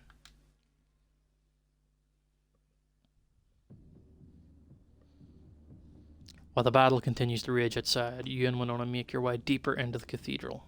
You expected some resistance, but it seems no demons have appeared to stop you. Without delays, you're able to take Winona to the chamber of the Holy Door very quickly. The chamber is an immense dark room with massive marble pillars on either side of the doors. The doors themselves are a set of large doors decorated with panels depicting the history of salvation. It would look a lot more impressive if the lights were on. Gloom, is this it? Yes, these are the holy doors. I think my expectations were a bit too high because this is supposed to be a gateway to heaven. But what's with the darkness? Will the doors disintegrate if they're exposed to light? Just wait a minute, I still have to open the doors. Mortals, always so impatient. Winona walks up to the doors. The doors are already opened, they just lead to a small empty room. Be honest with me, Gloom. Is heaven a small empty room? Oh my god. Has the church been overselling this paradise? It'll look better when the doors are activated, okay? You fish the high key of Amulet out of your pocket and insert it into the keyhole. Then you speak the words to summon the portal. Clatu Metrion Chirac. The door suddenly burst into life with bright light. Holy shit. There you have it. Told you it looks better when it's opened. So we walk into this, and we'll end up in heaven. That's what it's for. Is pity, you will not cross it. Katerina. Kid, get behind me now. Drops from her hiding spot in the ceiling. Should have abandoned the quest like I told you, old teacher. But you didn't ask me to stop. Technically, you only asked me to view the memory stone and reconsider. It's true, but must learn to properly communicate expectations in future. Still, cannot allow you to go any further. Wait, I know that accent. Why does it sound so familiar? Lucia does not want any interference in this matter. And of all her people, I didn't think you would ever disobey your mistress. No, but this one time I must make exception. So you're in charge of the renegade army? You believe in the Doombringer prophecy too? Do not confuse me with those superstitious fools. Prophecy, destiny, all bullshit. is constructive knuckle tourney who rather chase empty promises than take charge of own life. Knuckle tourney? If you don't believe in the prophecy, then why are you stopping us from passing? Because she's my guardian angel. Guardian angel? She's been helping me out of bad situations for years now. You're always there for me when I'm in trouble. But Lucia has forbidden any contact with Winona. She is her detiche. Even if Lucia will not interfere, I cannot let any harm come to her daughter. Her daughter? Who is this Lucia? Don't worry about it, kid. Who is she, Gloom? Who? Who? You sound like Nightingale, yes? What do you mean, Nightingale? This joke, yes. Who? Sound of Nightingale. Don't you mean an owl? Yeah, owls go who. Nightingales do that singing thing. I get birds mixed up, but you understand humor. Good try, Katarina. A for effort. You make spelling mistake. Should be E for F. Never mind. Anyway, step aside. I cannot do that. And do not mistake that I fear you as others do. I will fight you and beat you if I have to. I don't think you fear anything, but we can avoid a fight neither of us wants to have. But I want this fight. Oh no. What a fluke encounter I've waited yonks for the chance to fight the legendary Katarina. Come on, I have knife for each of you. And we bring death. Take Winona and go through the gate. Katarina and I have a death match to sort out.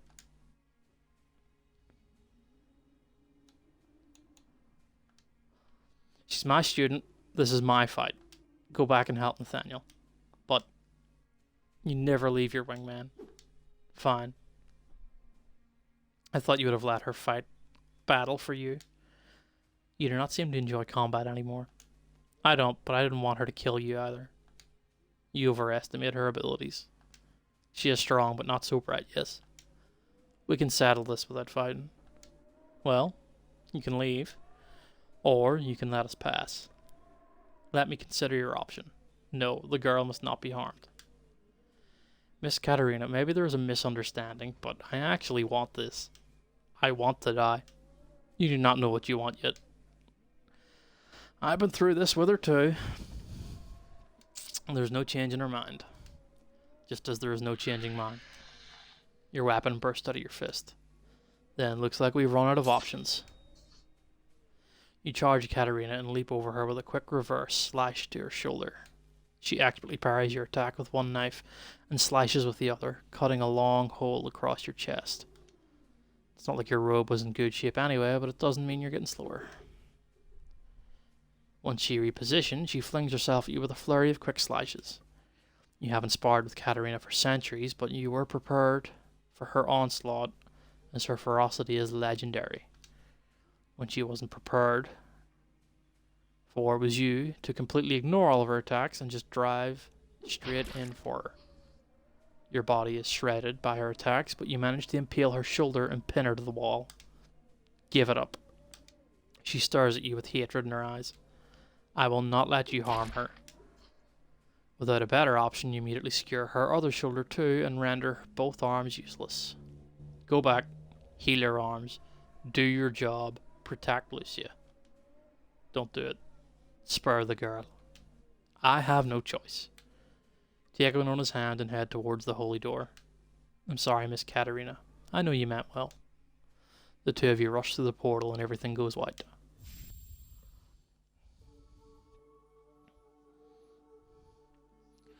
When your eyes adjust to the brightness, you find yourself among the clouds. Bright light and blue skies fills every inch of this place and stretch as far as you can see. It's been over 500 years since you've last been here. And after all that death and waiting, you're finally home. Winona blinks and rubs her eyes as they adjust to the light. Gloom is this. Yes. We have made it to heaven. And we're literally walking on clouds. Holy shit, this is awesome. She dices around and explores the immediate surroundings. Grabs a handful of cloud fluff and tosses it to you. This is so cutting. Suddenly she stops. She She points to the large archway behind the two of you. Did we just come through that? Yes, that is Heaven's Gate. Let's keep moving before they push us back through. You gesture to the many armored angels that now surround you with shimmering spears. The two of you proceed further into heaven, towards the light. Who are those guys? Michael's Seraphim. They defend the gate and prevent any intruders from entering. They don't look friendly. Not everyone in heaven is. It's not quite the perfect place you mortals think it is. You walk a little further, then Winona stops. Gloom, tell me the truth, please. Who is Lucia? Think about this question. Your gut wants you to tell Winona the truth because you hate lying to her, but you also feel like she isn't going to take the truth well, and does she really need to know? The devil. My good friend. Both of those are true. Consider your response carefully and decide to tell her the truth. Your mother, your real mother is, she's the angel that led the great fallout. My mom's the devil. We don't use that name, that's just something you mortals come up with. Okay, whatever, but she's the big bad, right? The ruler of hell. She leads the demons in a way. Anyone who opposes heaven looks to her for guidance. But she wouldn't consider herself a ruler. And she definitely isn't bad. She just has an opposing view. Holy shit, that makes me the Antichrist. I'm like that creepy kid in that movie. She starts running her fingers through her hair. Do I have 666 on my scalp? Hey, knock it off. You're not the goddamn Antichrist. Well, I'm the Doombringer. What difference does the name make? I'm still the ultimate incarnation of evil. Do you feel evil? Really, do you feel like you're an evil person? Doesn't matter how I feel. Evil people don't feel like they're evil. You said it yourself. But you're not an evil person. Doesn't matter who your mother is. You are the person you chose to be. Easy for you to say.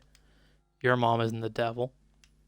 I happen to know Lucia very well, and she does what she does to protect you humans. You should show her some respect. Maybe I would if she was actually around. Why haven't I ever met her? If she's such a good person, why did she abandon me? I don't know why either. I only found out recently that she's your mom. She's not a very good protector of humans if she can't even protect her own daughter. Do you know how many times I've gotten my ass kicked? There would have been even more if Katerina didn't step up behind her back. And technically you're still alive, so it's not like Lucia failed to protect you. I don't want to talk about this anymore, Gloom. Conversations that abruptly end on depressing cliffhangers are the worst. Now you could either push the issue further or risk it angering her even more, or leave her be and let her self-regulate her emotions. Decide that she could do with some alone time to come to terms with this revelation, so you give her space. She walks on ahead, with her hands in her pockets and her eyes staring at the ground. You think about trying to talk to her, but decide it's best to leave her be for now. Two of you continue to walk wordlessly. Not since the first trip to the church have you two walked together in such awkward silence. She normally cannot stop talking about games and music. She's so interested in discussing everything and anything. Right now she just seems angry. Luckily for you, the silence is broken by the appearance of Muriel. Azrael, you made it. Muriel swoops in and lands next to you. I never doubted that you would. Muriel flies into your arms and the two of you enter a long, passionate embrace. The kind of embrace you've been dreaming for centuries. She buries her face into your chest and the sweet scent of her hair fills your senses with delight. You know that heaven is not a place. Heaven is being with the one you love.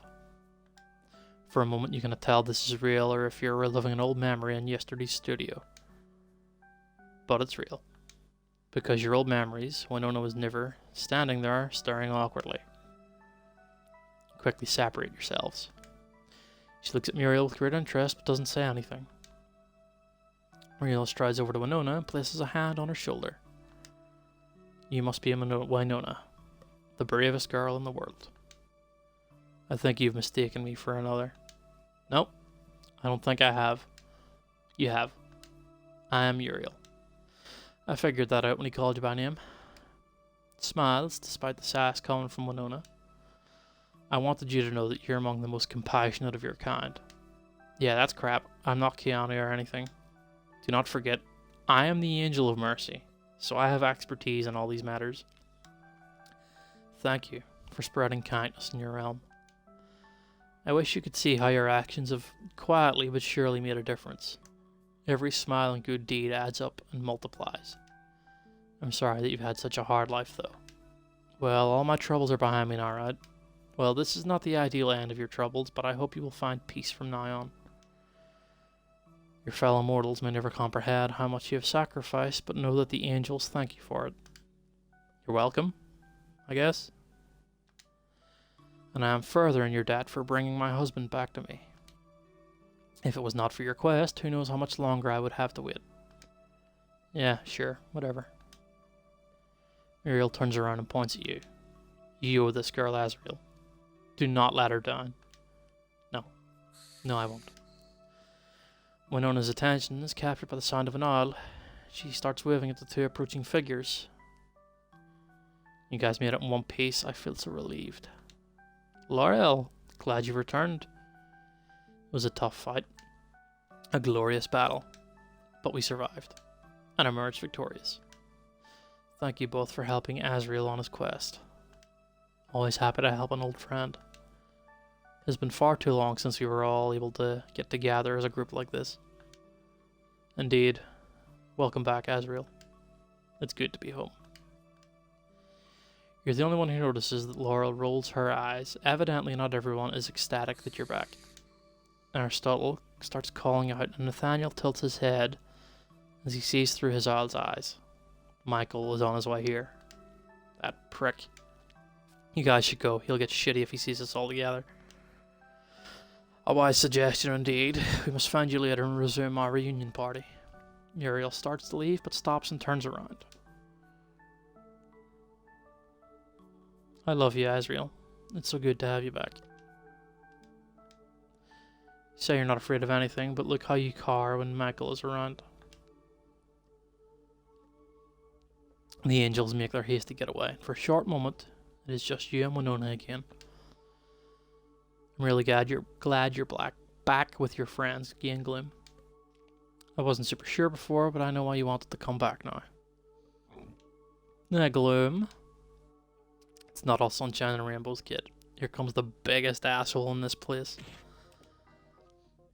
Welcome back to heaven, bro. It is so good to see you up here among the clouds again. Nah, I promised you that I would bring you back into the light. And here you are. So did I deliver, or did I deliver? Technically, we got here ourselves. All you did was tell your seraphim not to kill us on sight.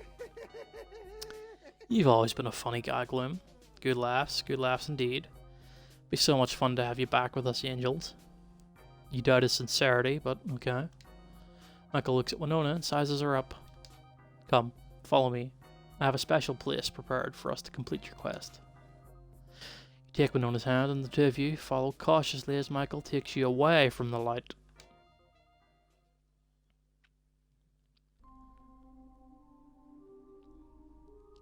You lived in heaven for centuries before, but you never knew there was anything more than the clouds and celestial cities. All you remember is light, the clouds, and eternal blue skies. But now Michael is leading you and Winona to the deepest, darkest parts of heaven. Into places where light can't reach. I've never been to this place. Is this still considered heaven? You've not? Well, it's not exactly a pleasant place to visit. I don't like it down here either. Which is why I normally send the worker angels instead. Winona stumbles and almost falls. You okay, kid? I'm not feeling so good. Everything is so heavy. You're being weakened by the aura of heaven. Can you walk? I think so. Just in case, you reach out and hold her hand. She clings to your arm with both her hands. How much further are we going, Michael? A little further, bro. Relax. We'll get there soon enough. Is there a faster way? Winona is feeling really uncomfortable. I'll be okay. See? She says she'll be okay. Why travel so far to such a deserted place? I prepared a cell, far away from the light and the angels, just in case anything goes wrong. We cannot allow the Doombringer to get too close to the cities. Finally, you come to a large rocky area hidden behind vegetation. Michael takes you through a small cave opening and into a very familiar room. You're shocked to see an exact replica of your lair, built in heaven of all places. What is this place, Michael? He throws his head back and laughs in that sickening manner. Oh, this? It looks just like your house on Earth, right? We originally built this cell to hold you, just in case you ever betrayed us again. Really? Yeah, it has all the necessary features to nullify your powers and hold you in place. But we'll not need that now, will we? You can't blame us, bro. You're an incredibly dangerous guy when you want to be. A lot of angels have died by your blade. A lot. And not everybody's forgotten that. But why does it look like my lair? Somebody suggested it would be more comfortable for you because it's familiar. Didn't matter to me either way, so I approved the design. Winona stumbles again. Her skin has become so pale, and her eyes look like they are unable to focus. The Doombringer looks weak enough for the final death now. Michael comes and takes Winona, and drags her to some chains. He fixes the chains to her wrist before stepping back to admire his own handiwork. She looks so innocent, does she not? But I guess all demons do until they reveal their true natures. Am I right or am I right? Right. You disagree with Michael, but there's no point in arguing with a stubborn ass like him. In his mind, everyone is corrupt, even his fellow angels. Go on then, Gloom. Finish your task. Kill her and we can go. You look at Winona hanging on the wall. Poor kid has grown paler with every passing moment. Even her fiery red hair is looking a dull, muddy brown now. She hangs her head low and stares blankly at her feet as she waits for her fate. Bro, come on, do this quickly and then we can go to your parade. You need to see the choir I picked out for you. Tighten your fist and fire up your spectral blade. Winona turns to face you. She bites her lip and stares into the space behind you, as if a thought just crossed her mind. It suddenly dawns on you too. This is exactly how we met. Is this ironic or what? Or did I get the meaning wrong? Oh well. You inch forward towards her and aim your blade at her heart. Rarely in all your days of hunting demons and the angels have you ever hesitated before striking a death blow. The only time before was your very first battle, and there have been so many kills since. Your arm is tensed and poised for the strike, but you found yourself unable to do it. Gloom. You readjust your stance. But in the end, you dispel your blade and back away. As weak as she is right now, your resolve is weaker. Gloom, buddy, what's going on, bro?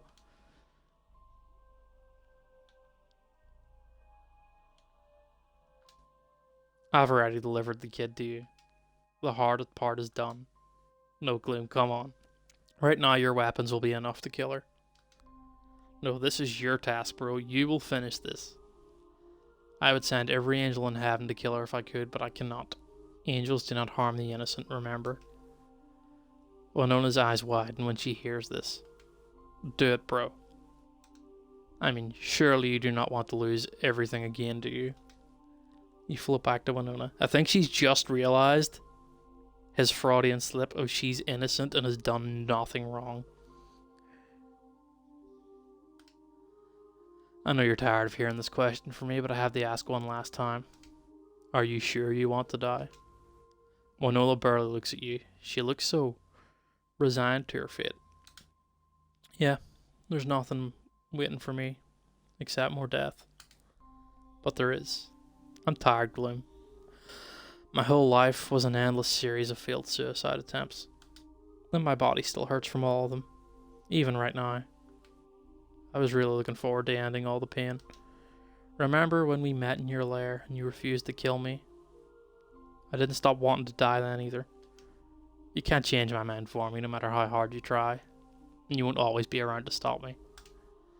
Because as scared as I am of the pain of all these failed suicides, I'm more scared of what will happen if I don't die.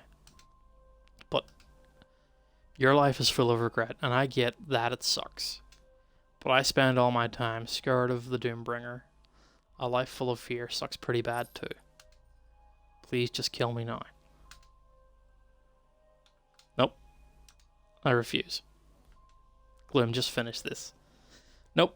I'm not gonna kill you. You deserve better than this. You lean in closer and whisper softly to her. Kid, listen. Watching over you the past few days have been more meaningful than anything I've done in the past. So I'd rather keep doing that. I think it's what I'm meant to do. But what about your plans? What about Muriel? Don't worry about that. Michael's not going to let us leave like that, you know? Yeah, there's going to be fighting involved. Do you really want to do this? You went through so much to find your way back to your friends. You do this, you might have to fight them. Wouldn't be the first time. Only question is, do you want to get out of here? See where you can go in life? Because I'll be there for you if you do. She bites her lip and looks at her shoes. You look over at Michael, who is starting to tap his foot impatiently. Okay, Gloom. I want to live. Then let's get out of here. What's going on, bro? I have a parade waiting for you. Quit stalling so we can go. It took me a long time to pick out the right choir for you. I'm sorry to rain on your parade, Michael. But I'm not killing the kid. Winona and I are leaving. Michael seethes with anger, causing his man bun to twitch. What are you talking about, Gloom? You're so close. This is the one last thing that stands between you and salvation. I've been so generous, going back and forth with the big boss, pleading with him to let you back. You're going to make me look bad if I do not deliver, bro. Yeah, well, why don't you write a blog post about it? Come on, take out the glowing sword of yours and stab it.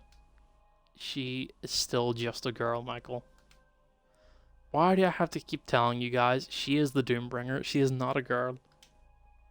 But she's not yet a demon. She deserves to live. I'm asking you again, Gloom. Still using my nice voice here. 400 years I've been on your side trying to help you out. You owe me. You glare at him with fiery eyes. Your spectral blade bursts out of your fist. Yes, kill it. And you cut Winona's chains off with a single swipe. Slowly she gets back to her feet and dusts herself off. Why? I was being your friend. I fought for your second chance. How can you do this to me, bro? Because it's the right thing to do, Michael. Come on, kid, let's go. I might not be able to harm the Doombringer, but I can definitely smite a wayward wraith. Michael dashes out and slams his holy mace into your gut, stunning you for a moment. He knocks you down with a swing of the mace to your skull, and smashes you again and again. Leave him alone. Michael leaps into the air. Smashes your head so hard, the explosive force knocks Winona off her feet. You feel your head cracked open that time. Remember how I said some random person suggested I make this dungeon look like your lair? That was me. I know you felt trapped and helpless in your pathetic life in the mortal world, and I wanted to remind you of that forever. I could not think of a better way to torture you. Feeling stuck is not a good way to spend eternity, is it? So you'd better kill her soon, or I will lock you in here. I said leave him alone. Or what, you might become the Doombringer someday, but right now you're nothing but an insect. Worse yet, a little girl insect, useless and weak. And you know what I am? I'm an archangel. Nothing here happens without my approval. And I do not approve of you being alive. Winona, run. Where can she go, bro? The two of you are in my domain now. You know, I really am tired of you. You've always acted as if my rules do not apply to you. When everyone flocks to you like you're some big hero and you all laugh at me for being the unpopular guy, why am I the unpopular guy? For wanting order? For wanting things in their proper places? Face it, deep down inside you want someone to tell you your place. You hate the burden of responsibility. You need me to make the tough choices for you. Do you know why nobody likes you? Why? You talk too much.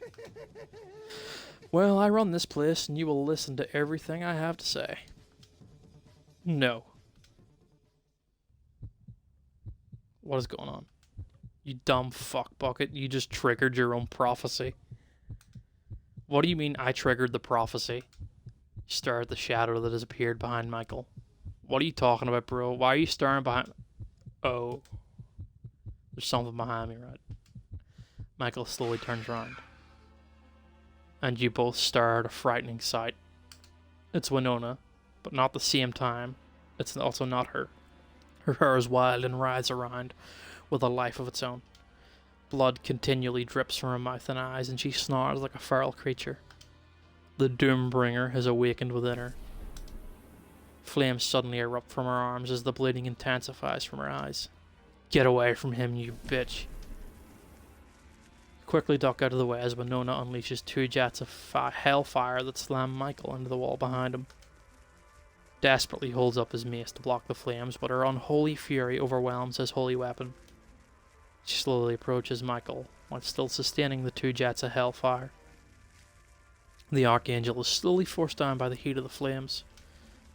You've been using Gloom all this time, haven't you? Making him gather all those demon horns for some reason. It was penance for his sins. What are you doing with the horns, Michael? Tell me. Winona increases the size of the flames, scorching his wings and his face badly. His armor is starting to melt onto his flesh. Gloom, stop her. Stop her, please. As much as you would like to see Michael burn, your conscience kicks in and you decide to help him. Winona, stop. Winona. Why, he's an asshole and it's Hudson time for him. You go right up there and put your hand on her shoulder. Maybe. But you don't have to be the killer. You're better than this. She turns to look at you with blood pouring out of her eyes. No, I'm not. I never was. Winona. Gloom, I can't stop myself. She pours even more hellfire into Michael. This thing inside me is burning up and taking over. No, you have to stop it. It's too powerful, and so full of rage. Please get out of here. Once I'm done with Michael, I might not be able to stop myself from turning on you. Go find Muriel and get her out of here while you still can. You look at the feral beast channeling flames of hell directly through her body and into Michael. There is pure rage in her eyes and her contorted body. But you can still see vestiges of that quirky kid inside. The kid that rescues snails and stray dogs. I can't believe you failed her so badly. I'm sorry, Just go now. You move over to the exit. Thank you for trying, Gloom. You're a good friend. I will come back to find you. As you leave the dungeon, you feel a searing blast of heat exploding out from inside. That's gotta be a death cry, so you speed off before the Doombringer comes for you next. By the time you make it back, heaven is already burning. Michael's seraphim have been decimated, and you see many of them scattered dead and burning around the clouds. The remaining seraphim have split their forces between guarding the gate and fighting a losing battle against the Doombringer. You see the familiar shape of Laurel and her flaming short swords leading a small squad of seraphim into the fray. Ignoring the chaos, you start searching for Muriel. Right on cue, she swoops and lands near you. What is going on, Gloom? Everyone says that the Doombringer is loose. But how can that be? I thought you and Michael were supposed to kill Winona. She was too powerful. We should join Laurel and then... She will need your help. No, we have to leave. And go where? Earth. We have to escape to Earth. We cannot abandon the light. What was that? Look. You point to the gate where legions of plague demons began to pour in. Grab Muriel's shoulders and stare straight into your eyes. Listen to me. Heaven has fallen. So our only hope for survival is Earth. But the light? Between the Doombringer and the demon swarm, we stand no chance here. I'm going to fight my way through that gate now. Come with me if you want to live. You've always wanted to quote that line. Okay, my love. I'll follow you to the mortal realm this time. Stay close and I'll clear a path. The two of you leap into the air and dash towards the gate.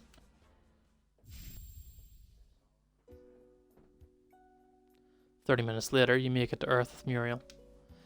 You have no doubt that between the Doombringer and the demon swarm, the angels will be overwhelmed. Earth, in contrast, is peaceful tonight. We're safe now. Will they come after us? I doubt it. The Doombringer only wants to shatter the sanctity of heaven. So what do we do now? We start over. There might be other survivors, other angels who fled to Earth. We'll gather who we can and rebuild here. You think we can ever get home? Home? That word hasn't meant anything to you in a long time. Maybe someday. But this world will be our home now.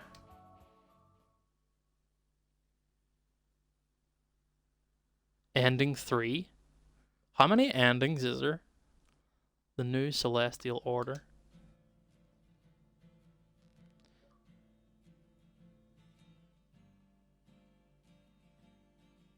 Find a chance to use that quote achievement. Guess it's time to say thanks for playing this game. Yeah, I hope you didn't think it sucked. Of course it didn't suck. You're just biased because it's our game. Spent a year making it not suck and filling it with meaningful stuff. And way too many pop culture references.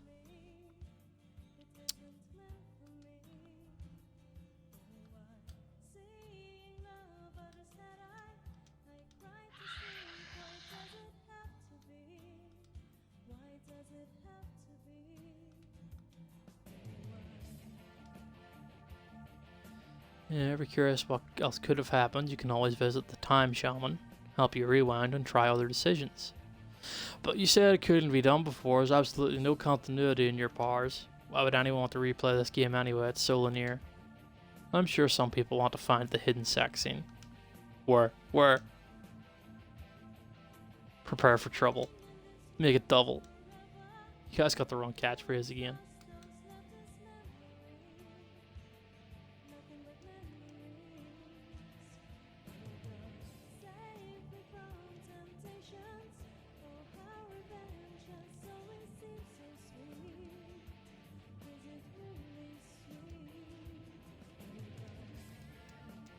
Okay, how do I... Can I just skip through this?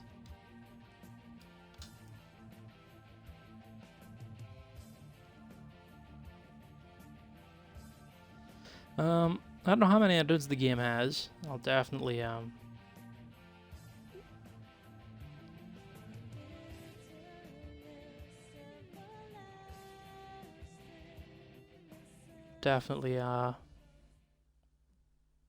have another playthrough. Probably not on stream. I'll probably see about going for other achievements off stream. Because I only got 4 out of 23.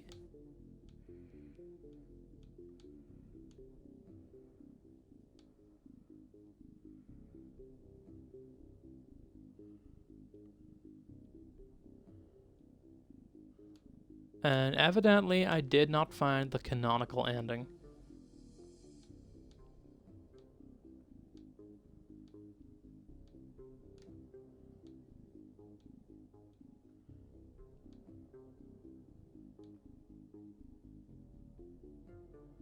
Yeah. According to the achievements, I didn't get the canonical ending. I got ending 3, which was the new celestial order, and I'm pretty happy with that. But yeah, if you made it through the stream or the VOD, I appreciate you very much. We'll be back tomorrow, most likely with some more Midnight Suns, so do check Discord and Twitter for updates on those, and I'll see you in the next one.